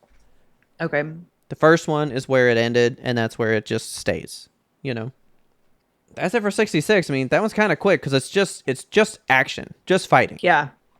Then we go to 67, Assassin's Bullet. So this is the one that we were told is like one of the shows, Yeah. right? So here we go. I gotta say. Yeah. I'll say it. I'll say it now. I was gonna say I'll say it later, but I'll say it now. Okay. I'm gonna dunk on anime fans for a minute. This is not a dunk on personally anybody in the Discord because we were spoiled ahead of time. Like Yeah. you saw her death scene, right? Like on social media or something. It just got spoiled for you straight up. Yep. Yeah. And I've seen like enough memes and shit where I kind of was able to put two and two together. What is wrong with the anime community that y'all just want to make? Is it a coping mechanism? Because I mean, this happened with the Full Metal Dog girl too. Everyone's like, Yeah. "Oh, it's the funniest thing ever." The memes, like, you just spoiled a major thing in the show, and that's been the case for like a lot of major deaths in this show too. Like Armin's initial death got spoiled via a meme. Yeah. And I mean, how many memes do you see about Breaking Bad's ending? that's exactly what I was going to bring up because You know? none. Yeah. Like same with Game of Thrones, even like nobody was out there memeing like hold the door or whatever. Like it's, Yeah. I don't know. I feel like it is a thing specifically with anime, and I don't know if it's like a joke that I'm out on that I don't understand. Like you had to be there type of culture when people were watching this for the first time, and like let's share these memes to share in that moment together. But you're also spoiling it for everybody else. Like I didn't want to know that Armin was going to die before he died. I didn't want to know that Sasha's going to get shot here. Like I do think feel- that is kind of a culture thing because it's like You know how, because like I can guarantee like when you go to watch Full Metal, people like wait till you see this thing. Yeah. Like they're already teasing you with it. Like they don't let it just happen. You know yeah, what I mean? and then I'm like waiting for the episode, and then I'm kind of let down. Like oh, Like, that's well, I what already happened. knew something bad was going on. So Yeah, I Yeah. would so much rather experience these shows just like blind and happy. yeah, because but- who goes, hey, when you start watching Breaking Bad, wait till that season 3 death. Woof. yeah, like don't get too attached to Gus Fring. Like, oh, okay, well now I know he's Yeah. gonna fucking die. Like, Oh, I was thinking of the bee in Apartment 23. To me, that's the worst one in the show. oh, Gail. I don't remember What? her name. No. Now I can't think of his name when I was just watching memes about him today. Fucking, In Breaking I Bad? can't think of his name. Who's his fucking partner? Jesse. Jesse's girlfriend. Oh That is shit, yeah. hands down the worst thing in the entire fucking show. Yeah. But like, you never hear people go like, "Oh, wait till Jesse's asleep in bed." Yeah, like You know what I mean? If Like, you don't anything, you hear just see that. like people saying, "Oh, I love Jesse and Jane. Like they were so sweet together." But Well, that's bad enough because now you're already saying that they're not going to be together. yeah, but maybe they break up, and maybe she doesn't choke on her guess. vomit while Walt watches. Like there's a level of spoiler that anime fans love to do, and I would love to know if you want to write in and tell me like what the fucking purpose of that is, and also if you could make it I stop, mean, that would be great. It I'm kind just of tired of stems getting from. I say it would stem from. Do you remember the insanely popular, the insanely viral guy that drove up to Barnes and Noble the night Escape that? kills Dumbledore. Yep. Mm-hmm. That's I think where this kind of begins. But like, why? Why? Because are we doing that? that's the same mentality in all these types of memes. You know what I mean? Yeah, Like that's the same vibe. that is the vibe that I get. Yeah. Not that it's like a mean spoiler. It's just that people are like, I can't wait till you're in on the joke of this death. Like, what? What? But I don't like that joke. No. I fucking hate all Nina jokes. They bug me so much because Yeah. I love that little girl so much. Oh, but apparently I'm protective of baby girls, you know, so Robert and his baby girls. maybe when some kid in this dies that's a boy, I'll be like, oh, so funny. Oh, so funny. A funny joke. I will make a meme. Yeah, we'll see. So, God, this pissed me off so much. Episode starts and it's like, all right, let's leave. Yeah, like Let's Ryder go. pops up. He's got a little. And got the I still literal don't know guy how right he there. grabbed him. I rewound this like 5 times. Like, how did you wind up with him in your hand when it was in Aaron's hand? Good question. It's Raina! So it's in it's in Aaron's hand here. Oh, hang on. By the way, I know you didn't listen to last week's, but I had mimicked Gabi at one Okay. point. Well, I played that clip and then I had it end right when I did mine, and I was like, they did sound the same. She was all like, why would you say that? And then it's me going, "Wah, wah, wah, wah, wah, wah, wah." And it was perfect. I was so happy. He punches his face right off and doesn't Yeah. finish the kill. Like he should have just walked up to him calmly. Like he's had so many opportunities to kill Reiner, and I don't know why he's never ever taken the chance. same. We're the same, and I still see you as my big bro. Or some bullshit. I don't know. Because I don't then know he just goes, what- fight's over. I got what I came for. And then he leaves. Yeah. Why? What's his goal? What is his fucking goal? Oh, well, at least here, he went, well, I don't have any strength left. So I guess Okay, yes, he just didn't have the energy to fight. he's spent. He's done. Okay. Okay. I think you could, man. I think I you know. could. He's basically already out of the nape. Like you busted his jaw off. That's the most dangerous part of the guy. See you later, Reiner. Again, I fucking hate how Aaron talks now. Yeah, it's bad. How he's constantly down here and just posing while he talks. You know what I mean? Yeah. I fucking hate season 4 Aaron's speech. I I hate do it. too. It bothers Don't me. like I miss season 3 Aaron. Like he was still kind of bad in season 3, but I miss our little Yeah. guy, you know? He's not our dude anymore. Yeah. So I did think that was really cool that the blimp comes down and they can all just ODM gear, shoot up, Spider-Man off in there, and leave. That's great. Love it. Okay, I guess it's when we get back into the show. Yeah, so they got God, that Aaron was a long intro, up there. wasn't it? Yeah, it was. After he gets back up in there, and Levi's kicking the shit out of him, and he's like, God, you got such a kickable face. I was so confused here. I'm like, is he under what arrest? is wrong with this? Yes, I guess so, because he's like, you did all this without running it by us. And he's like, I wrote it to you in my letters. So I guess he did come over here completely alone. Just like fully rogue. Yeah. And they all came to save him, because then they do get into that at the end of this one. Yeah. And I really thought, and I'm kind of mad they didn't do this. I thought the show was about to take a turn that I was going to hate. Oh. Like have one of the creep, like I was starting to get like physically sick. I was like, if it goes this way, I don't know how I'll feel. Then it didn't. Okay. And then I went, well, shit, why didn't you go that way? I was ready. All right. Emotional roller coaster you're putting yourself on. When we get there. Well, because, okay. I feel like because these things are like made by people, I don't think people get as big a reaction out of them as I think is intended sometimes, because they're like, this is just like a created thing.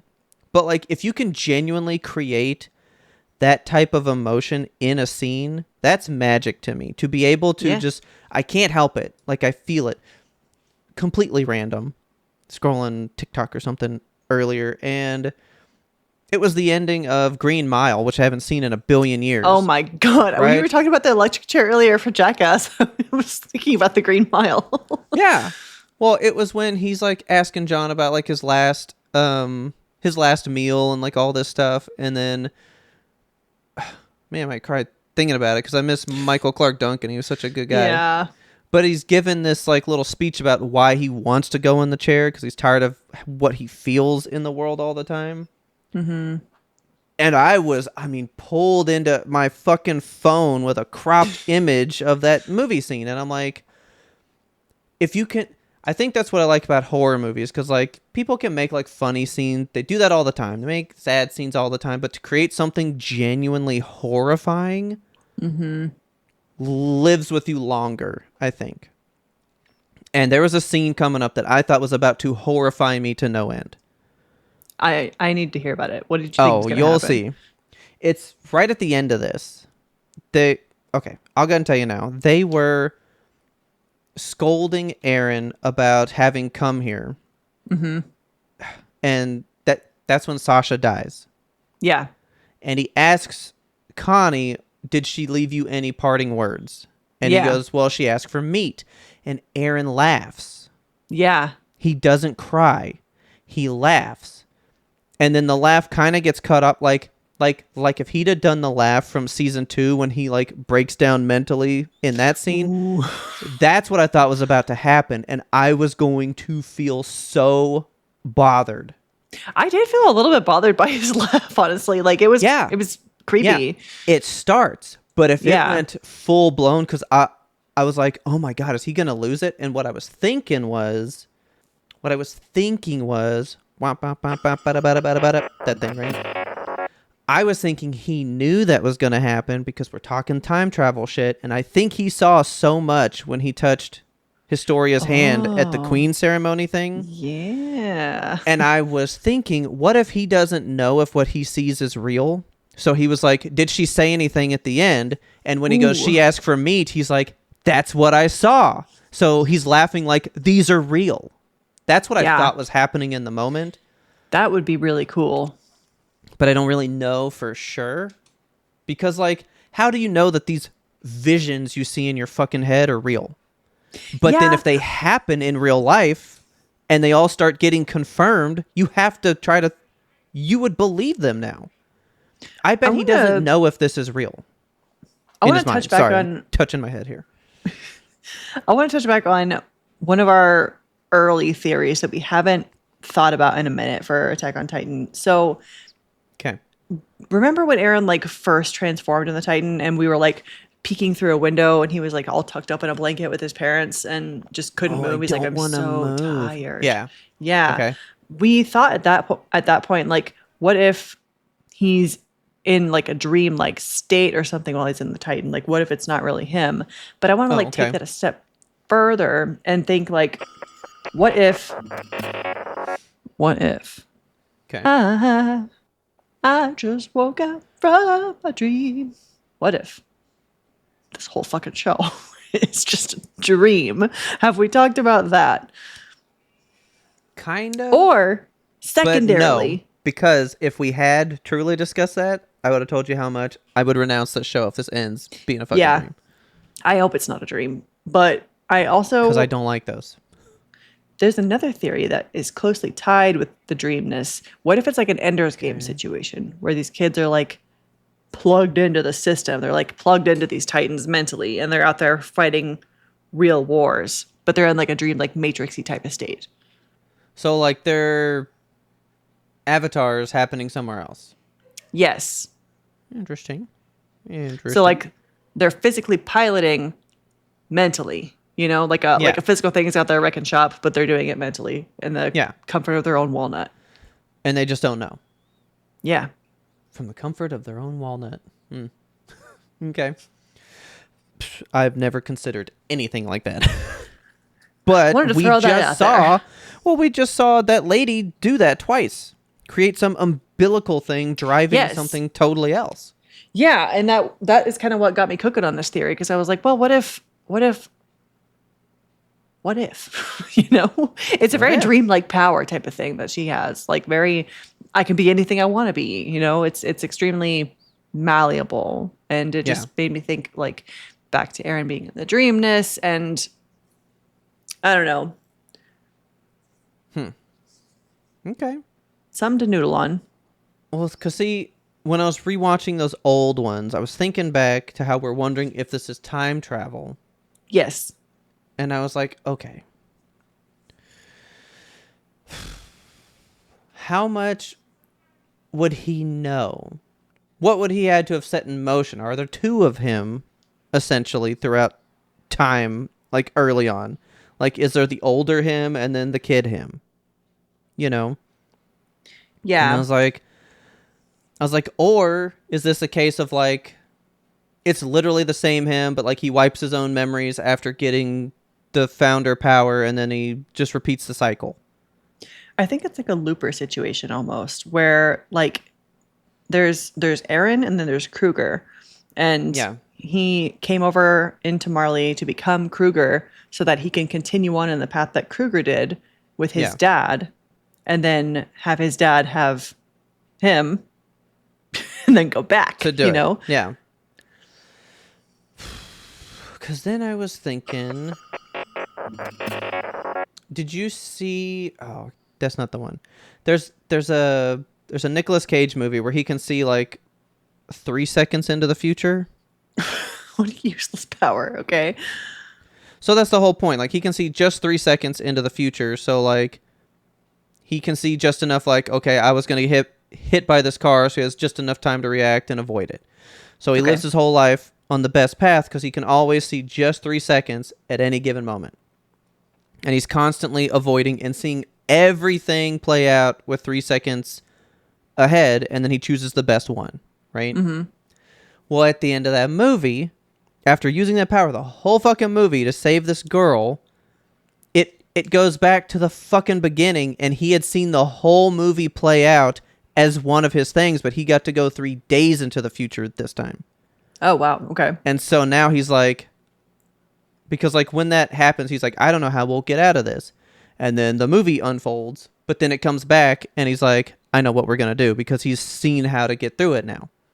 So I was like, is this a whole thing? Like, this is Aaron having seen everything, and then he goes back, and is he constantly looping to try to change it when he like wakes up from the dream? And maybe that's where he's starting him like on just a different enough path. So he keeps he keeps trying to avoid this. So he's looping back in time, trying to tweak some form of what happens to see if it will work out how it should by the end. Yeah. Because maybe he fails every time. That sounded very confusing.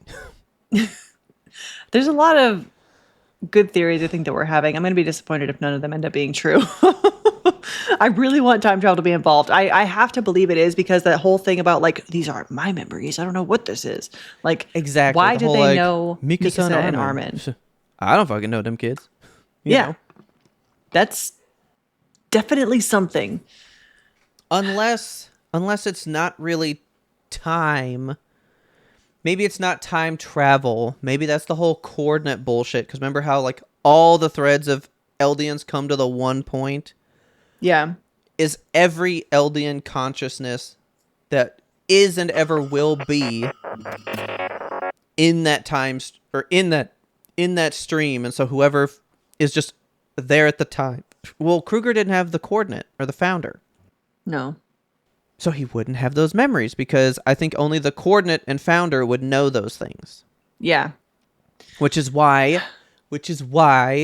the King's family keeps not doing what they're doing, because I bet they see everything that's in that coordinate stream, and that's why they know. Because I bet once you have it, you see everything that has happened or will happen. Oh, okay, okay. So the Titan can, the coordinate can see future and past, the full thread, Yeah. all the way back to dinosaur Titans. Yes. So Because, I mean, think about it. Because even the power, like, if Armin dies, all of a sudden an Eldian baby on the other side of the globe magically gets his power. Mm-hmm. Like if that can happen, that just means everything about them exists in this ether space. So why don't all their memories exist in there too? I'm just imagining a baby with a power to turn into an atomic bomb. She gives birth and then just everybody blows up. That's probably the worst power that could be transferred onto a baby. So, wow, that was a big theory time. Back to the show. Back to the show. Okay. So yeah, Levi's kicking his ass because he's like, well, you went AWOL. So yeah, we saved you. Sure, you got the Warhammer, but we're mad. So we'll deal with this when we get home. And then something happened. It was like right here. They're looking over in the corner, and there's all that steam. So I literally wrote, did they capture Zeke? Oh, that's what that is. Okay, nice. Yeah, that's kind of what I thought was going on, because I was like, it's the way he said something, because he's like, yeah, we got it, or something. Yeah, everything went just like you wanted. And then he looks over, and Levi's the one that said it, and there's all this steam. So I was like, wait, did he take Zeke out of the thing? Like, did we just capture Zeke? Yeah, and then we do find out, yes, we did. But no, we didn't. Because it was a ploy. It was all a plan that we find out later. Yeah, it wasn't like a capture. It was more like a, I'm on your side secretly type thing. Which is... Then... I have feelings about that. I got questions about it, too. We'll get there. Then I thought this was interesting. So this guy, Lobov, or whatever his name is. Uh-huh. Jean's like, okay, thanks, Captain. And he goes, no, you forget, I'm just a recruit now. Because we don't need the garrison anymore. So I was that like, was a neat little breadcrumb. Is the garrison disbanded? That there is no garrison back home? I don't know if it's disbanded or if it's like... People are deserting other branches to join the scouts now? To come join the scouts and be like, I'm part of this cause. Oh, this one fucking got me, man. So they're all hugging, they're happy. Yeah, this sweet little moment between cut his hair Connie. though. Yeah, he needs to shave it down to a 1, Connie. You're at like a 3 right now. Yeah. It's not good. But this moment right here between Sasha, Connie, and John was so cute, where he's like, we all survived, and I love you guys. You're very special to me. And I was like, great. Yeah. Here's the send-off speech. I really hate the fine lines that Mappa does. I miss our big, thick, painterly lines, dude. That was the thing that I loved about this show, and it's not here anymore. Mm-hmm. And it bothers me how pristine this show looks a bit now. So this was a thing that I wrote for you that I thought you might be really into. Falco's trying to stop Gabi, and she's like, but like, Sophia, she was right there. I was just talking to her. And then she gets smushed by a rock. Udo tries to save her and gets trampled to death. They stepped on his head till it cracked. Yeah. Then I'm talking to these guards, and they treated me like they cared about me, even though I'm Eldian. And then they died. All these people died, right? And you tell me just not to chase them? And then he's thinking back to what Aaron was saying, how like, well, why did my mom have to get eaten? Why did these people have to die? And he's thinking about how the cycle of violence is the same, and they're no different. And then Gabi goes nuts, and she says, that one right there. I wanted to save us, prove all this stuff, so that we could be proud of these armbands. Yeah. Fucking gross, dude. Yeah. Fucking gross. That line hit me like a train. I was like, God. But this is the only world she knows. This is reality. This is truth. Why wouldn't you want to be proud of this thing that signifies what you are? You know? Yeah. I mean, being proud of your identity is something that everyone should strive toward. But this is rough. And I do like the conversation. Yeah. Okay. Where she's like, did you see the Titans attack? Like, do you know that that's what happened? He's like, well, I didn't see it myself. She's like, well, then I don't care. Like, how are you to say that it happened? Choosing to believe only what you have seen. Yes. Nuts. But I mean, that's true. I guess. You didn't see it. How do we know? That's the whole thing back with Grisha, when he was like, look, we have these scrolls. We built roads. We did all this stuff. And we had talked about how it was propaganda that maybe they had slaughtered millions upon millions of people. Yeah. Or maybe this that we built roads was propaganda for the resistance. We don't know that either. We really don't know the truth. Like, I think the only person that does is probably the founding Titan. Yeah. So then it goes back to like, we're the same. So whatever. And then I just wrote down, she's Aaron. She is in fact Aaron. She is obsession incarnate, which is what Aaron was for killing the Titans. Yeah. So I kind of thought that was brilliant. She shoots this guy out of the fucking air and learns how to use his ODM immediately. Yeah, and on the fly, just like picks it up and it's like, I can do this. Literally on the fly, and flies up. And I was pissed that Falco grabbed hold and flew up with her. You dumb fuck. What are you doing? And Colt's watching from the ground, helpless. Ugh. Falco! And then boom! She just rolls in the fucking door and see, I told you, it's like a no fanfare death. It's just done. Over. Yeah.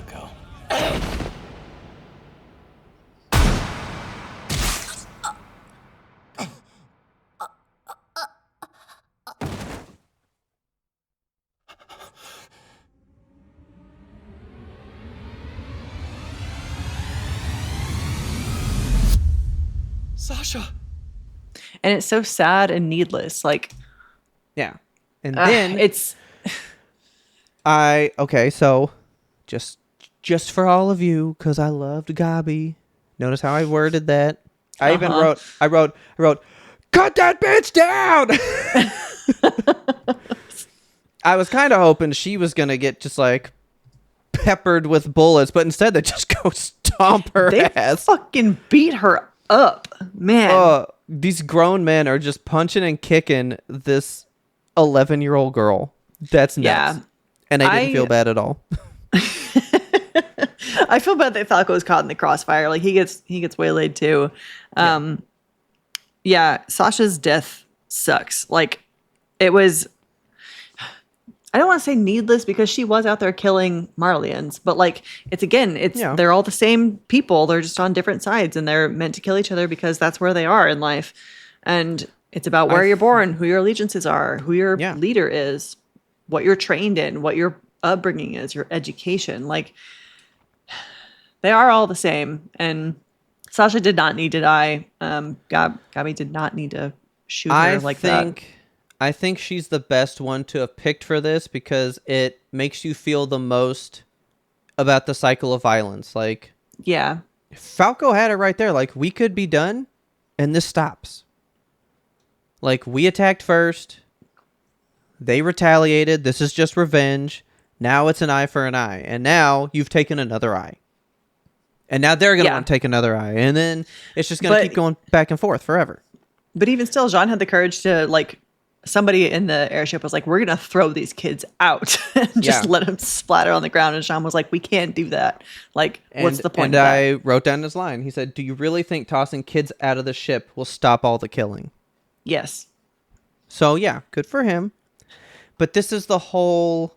Remember The Last of Us Season 2 TV show? They were having the debate, do we chase after the people that killed Joel or not? And there were people that were like, no, because that makes the cycle of violence continue forever. And then the one guy jumped up and was like, then that just proves we're weak. And the next person can come in to kill people. And then the next person can come in to kill people. When do you show a show of force to make people leave you alone? Yeah. And I was like, because I hated that I was like, yeah, he's got a point. Because if somebody comes in and just takes from you and you do nothing, why wouldn't the next person come and take something from you? And then the next person come and take something from you. It's like getting But at bullied the at same school. Like, you have to time- make a stand at some point, but you also don't want to become the bully. Exactly. It's such a fine line. Like, I feel like somebody has to be at a loss, but then decide to lose that little bit. You know? Yeah. I mean, that's the whole thing about Jesus Christ. You turn the other cheek. Yeah, I guess. So Anyway. Sasha's shot, and then we get our midpoint. So Yes, currently disclosed information. Marlian military rifles. Bolt-action rifles designed for use by the Marlian military. They have a capacity of 5 bullets. These rifles can also function as bayonets if a standard issue blade is attached to the end. These rifles are standard equipment for the warrior unit as well as the Army and Navy. boom. And then I don't really have many other notes on this one. No, I don't either. I just kind of did. Yeah, because I'm not watching all that. It's just Sasha's slow death basically for the rest of the episode, and then poor Connie has to sit there and suffer with her. Like, ugh, it's heartbreaking to see, man. It's Yeah.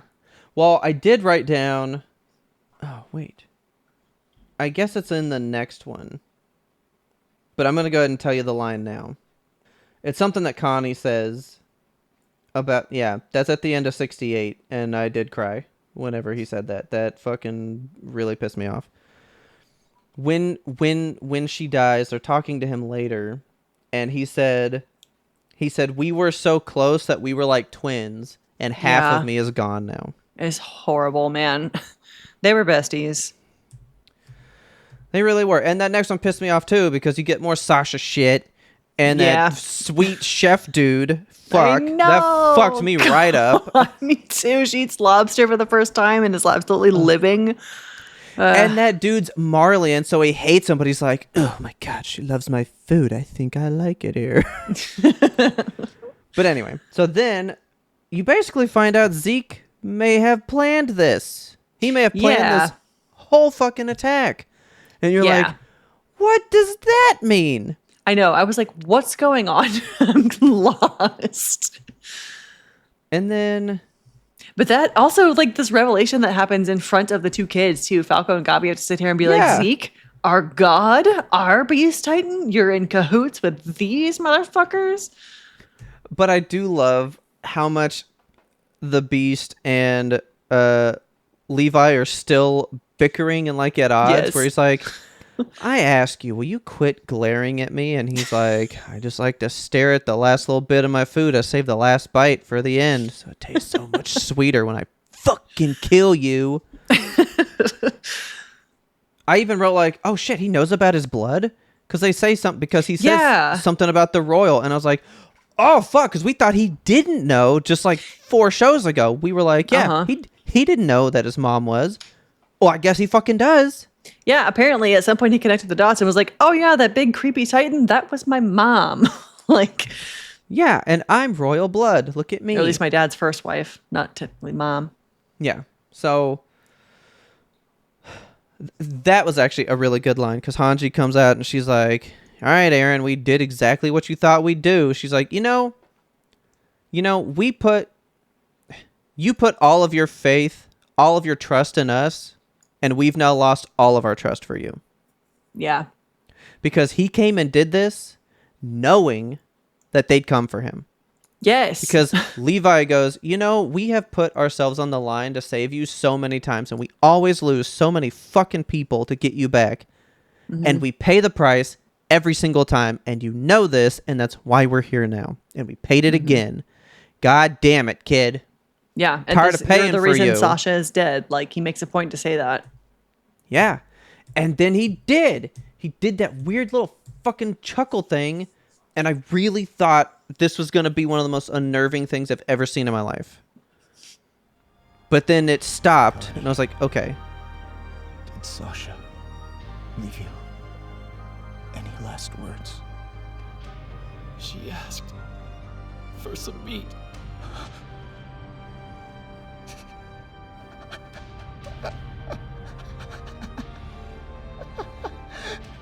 Like, it started.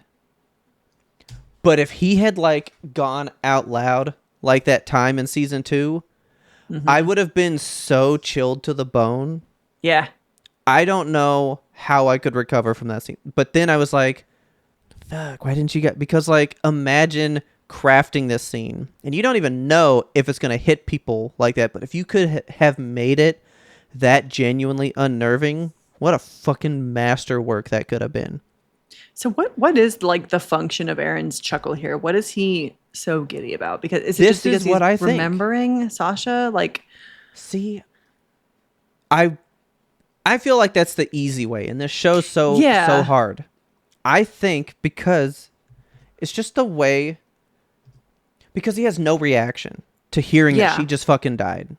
And also I think it's weird for him to ask specifically, like, Connie, did she say anything at the end? Like, yeah, I guess she say? What were her last words is not an uncommon thing, but it feels like a pointed question from Aaron here. Yeah, because you're not even reacting, but you care about what she said last.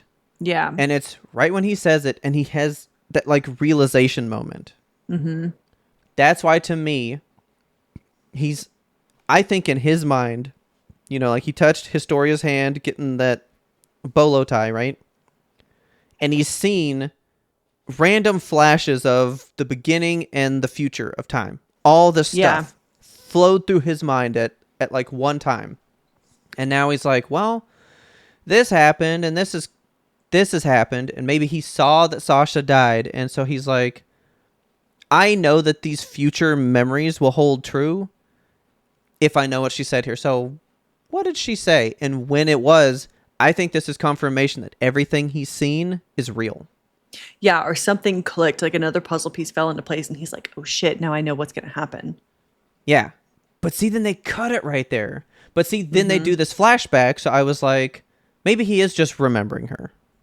Yeah. Also, fuck right the fuck off with the absolute racking sobs that these two are animated with right here.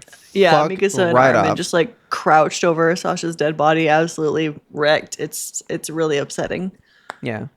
But see, then he turns into a grimace.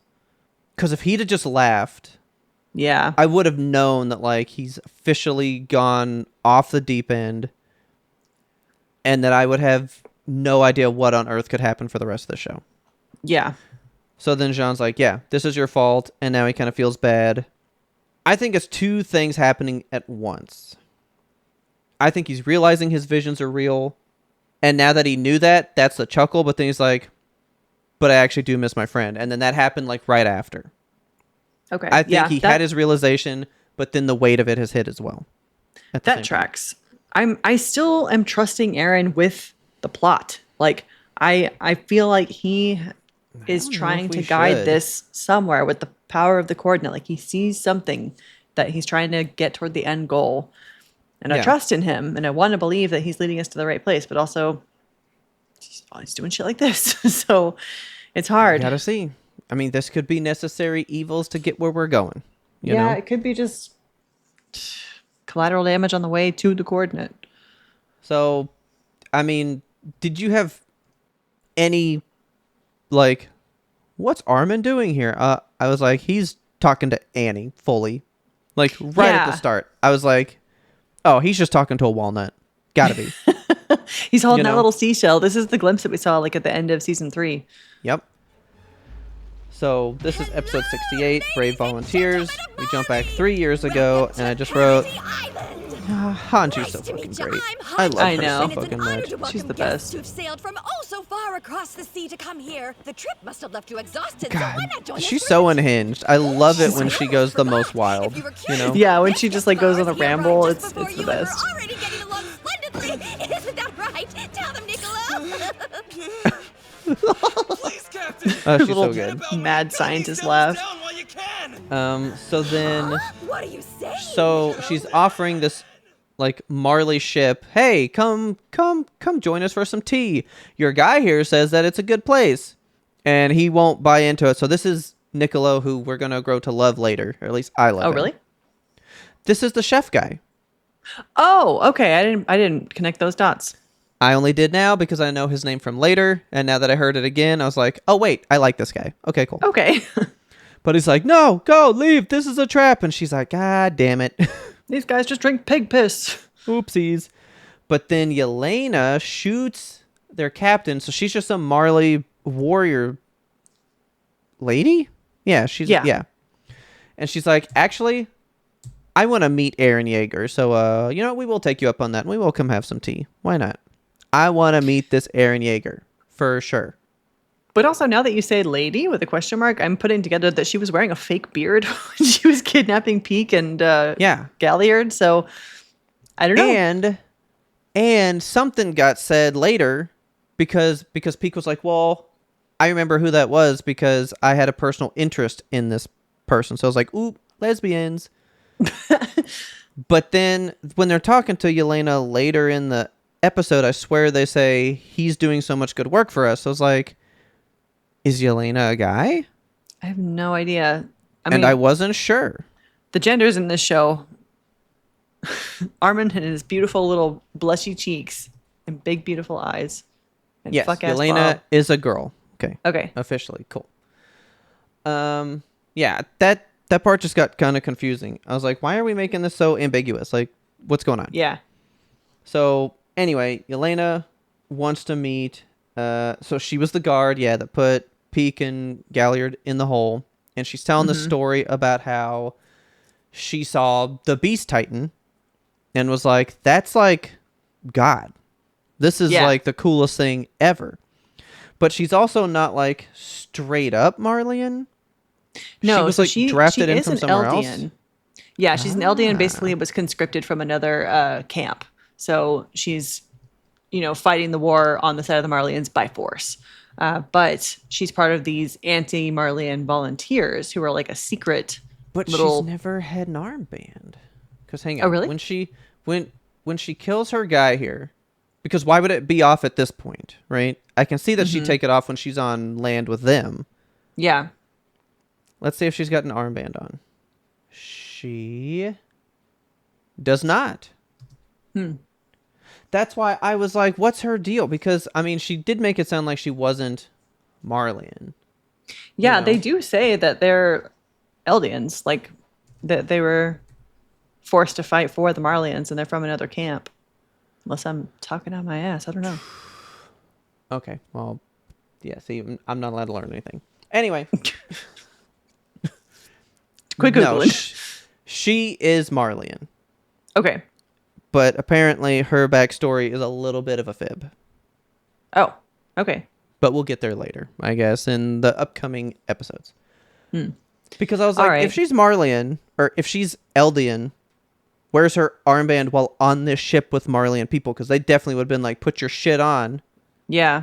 I don't care if you got the tiniest bit of Eldian, they're going to separate you, Yeah. So their goal is to free the Eldian people. So she's on the side of the Eldians, or at least not on the side of the Marleyans. Yes, because she thinks Zeke is so amazing that she just decided to follow him. And he's like, yeah, so let's make the anti-Marleyan volunteers. So Zeke has been leading this. He sent a letter to the Paradis Island coming up with this whole plan. And they're like, we can't fucking trust this. That's the guy that tried to kill us. Yeah. And take Aaron and do all this wild shit. But then they kind of win him over by having them on this camp forever. And they do talk about that later, where they're like, we could all see that we're people together, but we would just need the time for that. Like, it's hard to let go of these prejudices. Because they were like, so many of these Marleyan people that we took are actively helping us now. Like, they're all, you know, working with us and doing all this. But then there are people that we have to keep in the stockades because they don't like us still. And they're like, but with enough time, they would change. They would change course. Is that brought up at the end of the episode when Pixis comes back? No, that's brought up by Mikasa and Armin while Aaron's like target shooting or something. Because he's like, I think we should just get rid of the Marleyans. They're ugly. Okay, yeah. Or something.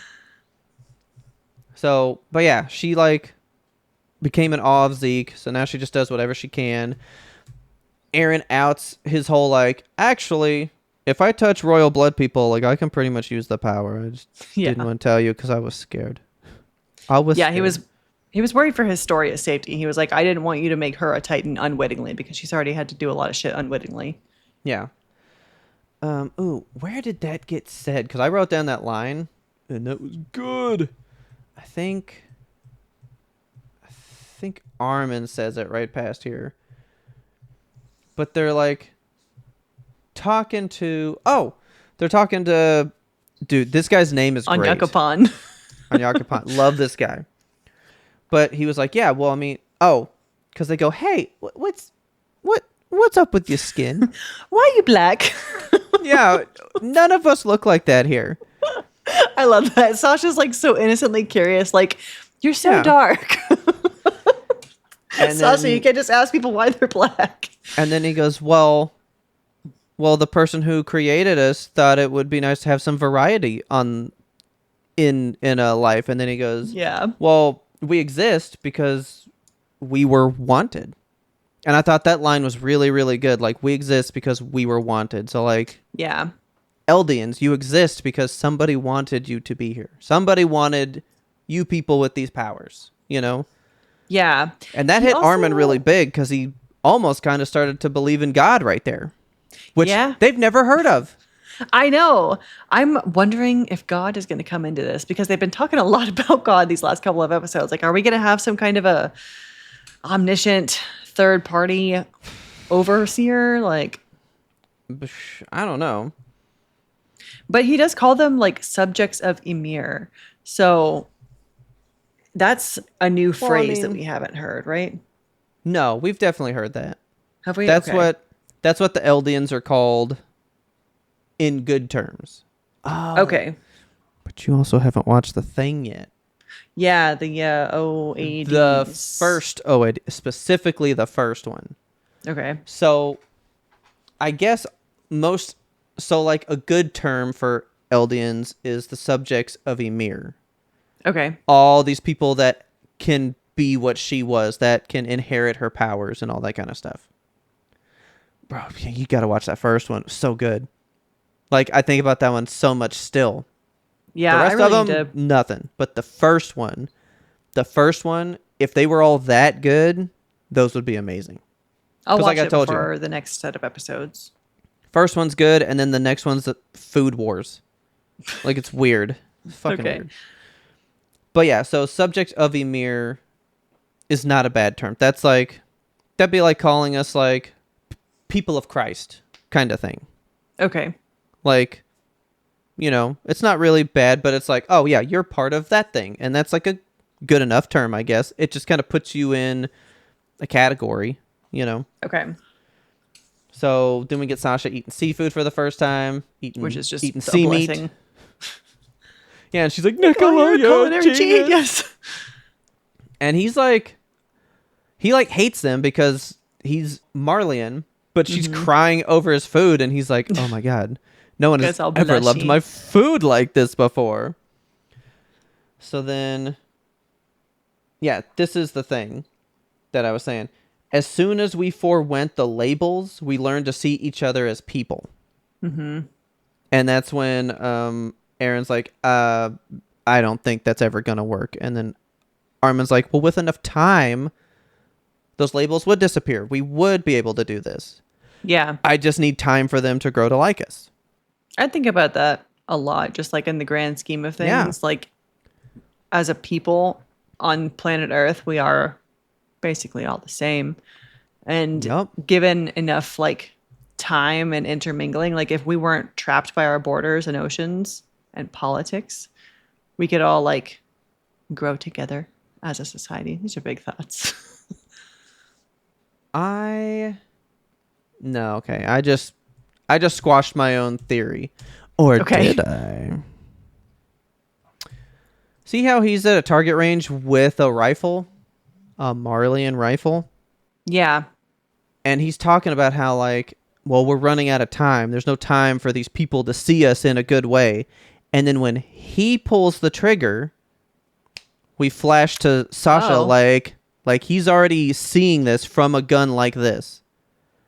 Yeah. But now Armin's talking over it, so I think it was like cutting to like, too bad we didn't see where this was going, and he's just reliving that memory potentially. Okay. But I hate the way that she's given her CPR and her tears are falling Yeah. on Sasha's face. It's awful. But then right after that, because he's like, if only there was a path that we could have seen that we couldn't see, and then here's Aaron being really fucking weird. I bet he knew that was going to happen. I bet he did. I definitely think the coordinate is a future sight power and a past think sight power. I so. think it's like you see everything. Like the pathway in the stars is like a map in your brain. Yep. And you can just see the whole business. I think that's exactly what that scene is right there. I think that was him saying, we're running out of time. And he was already seeing 3 years in the future when she was going to die. And he Okay. saw it through using the same gun that was like going to probably kill her. Not like that's Yeah. the gun that did it, but the same type of gun. And I Yeah. think he was like, so I think that really does explain it. Because think about it. 3 years ago, you knew that I was going to die. And you saw what I would say 3 years ago. And so you're like, what did he say? And then you get Yeah. confirmation on a thing you envisioned from 3 years ago. That would probably make you go, oh my fucking God, and kind of chuckle like, oh my God, that was real. Holy shit. Yeah. And maybe I've been debating also, this for so long.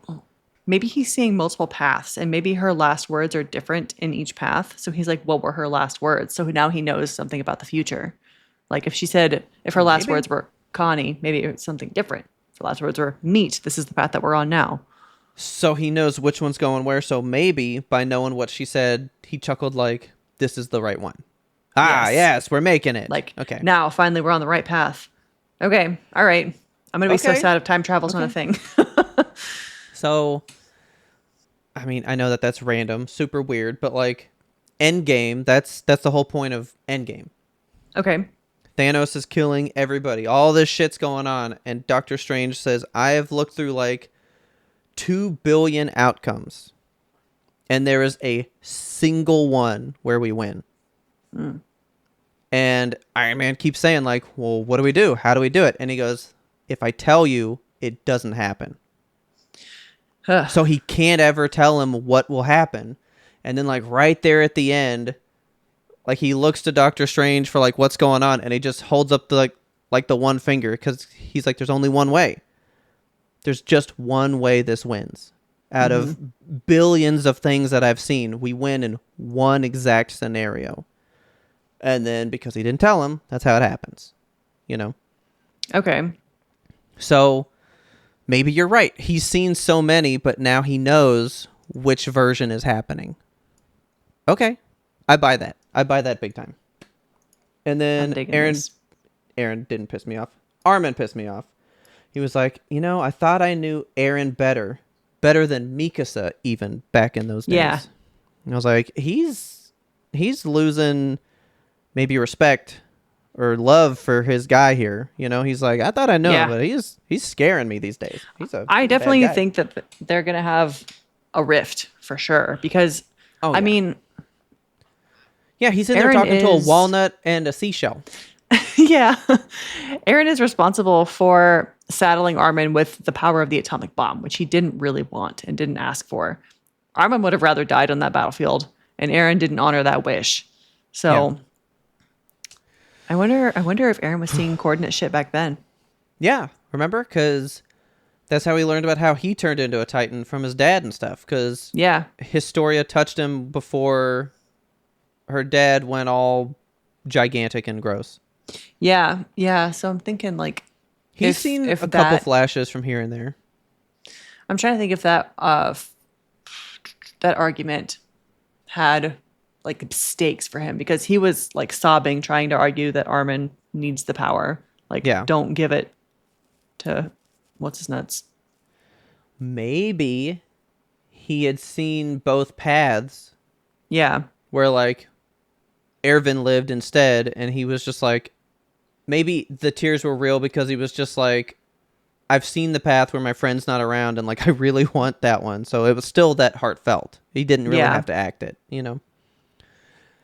All right. Midpoint. This is currently disclosed information. Scout fleets.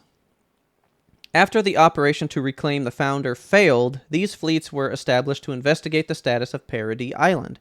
The first scout fleet was dispatched in 851. In the 3 or so years since, a combined total of 32 scout ships and destroyers carrying 4,600 men were dispatched to the island. However, to this day, not a single one of them has returned to Marley. Why? Because Aaron's been capturing all those boats. Every last one of them? 4,600 people? Yeah.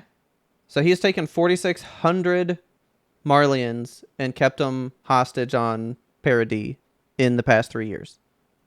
That's what he's been up to? Yeah. That's what's going on all right here.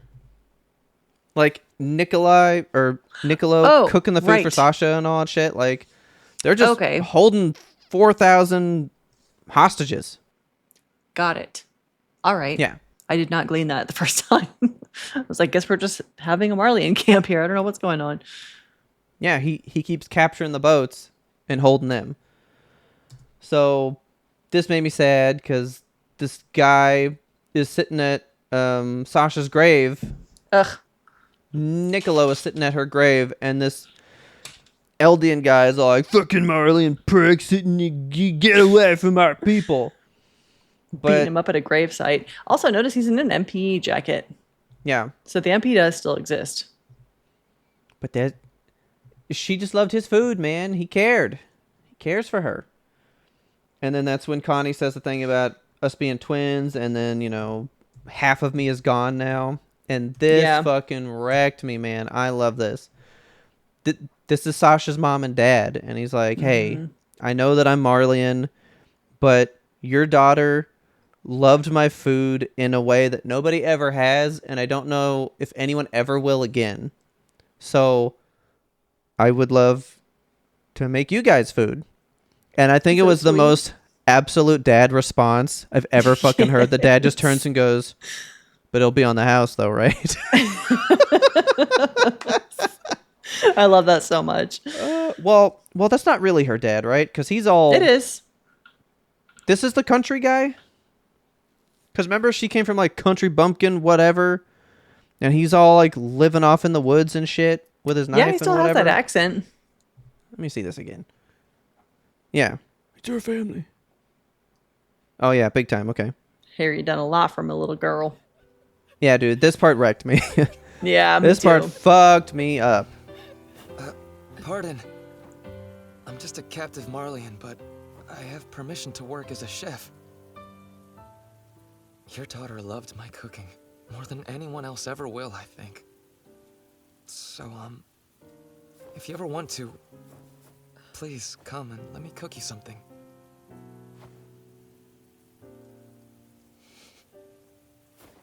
And this would be on the house, right? Yeah. Okay, this makes a lot more sense because a country dude definitely would say that. Yeah. Just be on the house, right? I fucking love that. Then it's just kind of them all getting ready.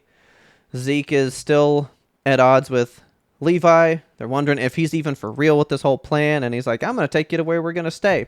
Oh, and Yelena has provided them with so much Titan serum. Yeah, she's like, we stole a bunch of Titan serum, by the way. But also, why does Pixis have them at gunpoint here?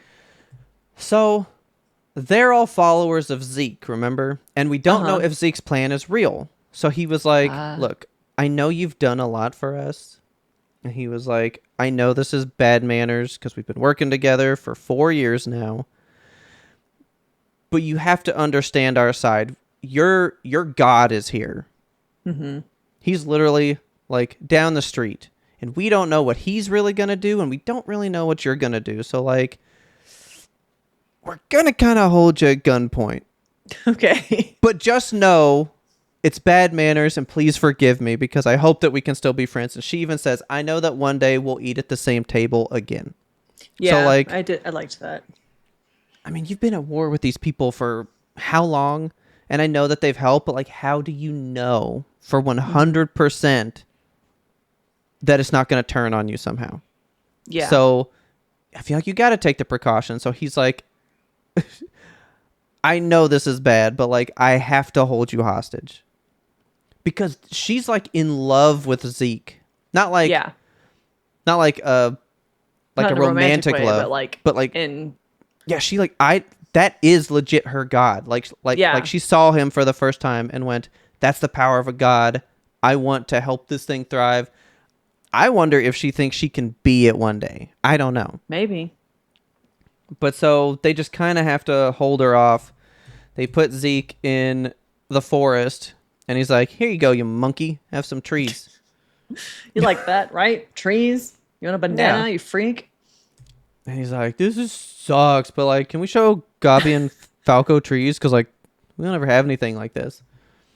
And then it just cuts to Armin doing his final stuff where he's talking about how he's killed so many people. Yeah. But, like, they killed so many people, too. And he said, we've abandoned all hope for peace.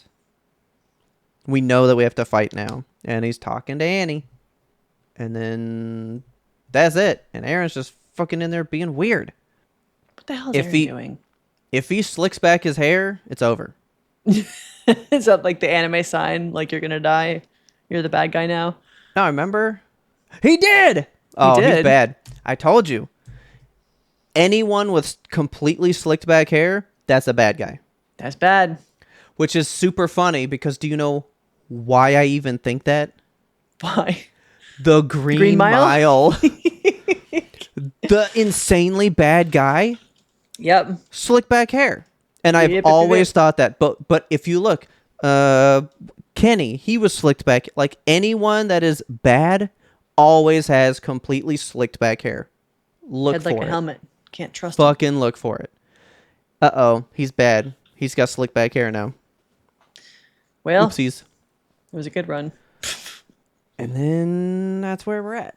So I don't know if we're doing more flashbacks, if we're like caught up with the past 3 years and now it's just what happens next. But I feel like now we have to do whatever the next plan is, figure out what Zeke is plotting. So that tells me he's not getting Beast Titan because we're working together, but that is his brother. Yeah. So maybe Zeke doesn't have anything out for him and he's like, you're like my little bro. I want to help. Plus he's going to die in 9 months. Yeah, he doesn't have a lot of time at all. So I can't see him thinking, well, I can eat Aaron and solve all the problems because he can't. He's going to die in 9 months. Yeah, I think Zeke wants to work toward peace, or at least, if not peace, liberation. Yeah. Of his people. Yeah. We'll just have to see. But much to think on. That was these 3. So still pretty good. Still pretty good. Yeah. I wanted more fighting, and I can't wait to see what else happens. So I'm sure we're gonna have a really intense battle at the end. I can't wait to see. I want more Titans to combine. I want to start seeing like weird Titans. I want to see him use the Warhammer. Like, what can he do now? Because he's got, the brass knuckle hardener things. What can you do with Warhammer? He's gonna have a cool cage face. Oh, just please start making hammers out of his hands. Hate that shit. I hate that cage face. It's so gross. Like, the way you feel about Cart Titan's face is how I feel about the Warhammer face. I just don't like it. It's weird. Fair enough. So, with that, I think we've laid out plenty of theories. Plenty for you guys to think about. Are you ready to just dig into the next 3? Episode 69 and on, and go from there. Yeah. Let's do it. If you love this episode, please tell a friend. Word of mouth is the best way we can get the good YMToAP into brand new ears. We release weekly every single Monday, every single attack on the back Monday. If you want to talk to us, go on over to the show notes, click on that Discord thing, hop in for free. We are talking about anime, movies, music, TV shows, spooky stuff all the time. Come on in and chat with us because I want you guys to hop in to the episode discussion channel, and I want you guys to talk to us about if you care about the Jackass movie, because no one does. Let's get one other fan off in the Discord, please. Thank you very much. If you guys have not seen Sheep Detectives, what is wrong with you? I get it. It looked weird, but go watch it and then tell us how much you loved it in the Discord, and then let us know what you think about gaming, because I'm already trying to think about what I'm going to start getting into. Like, I got to pick a different hobby now, because Pickleball. You're already in it. not all the time. Working out. I don't know. Just get extra swole. Get a six pack. No, because then I got to eat like 5,000 calories, and I don't want to eat that much.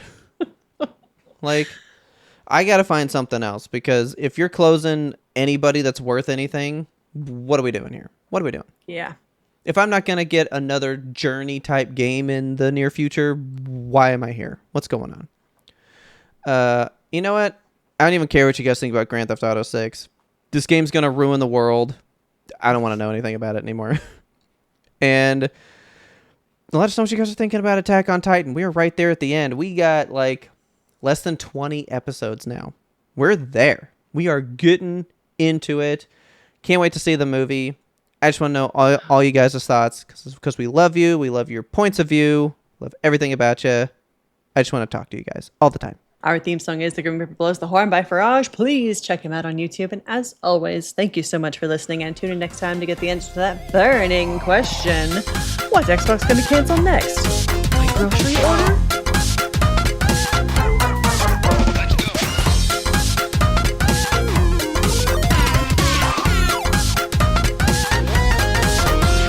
But we had one more important sound we wanted you to hear. Big I love to floppy. sing about the tuna and the moon moon and Springer. I love to sing about the sky of blue or T42. T42. I love it to sing. Except when I hear that song, I always picture Cartman first, because that's where I heard it. Why? From. What? That's where. Yeah, that's episode 1 of South Park. What the fuck? I only know that from the little bird. The aliens take him over, and they shove that thing up his ass, and then they control him and make him sing that.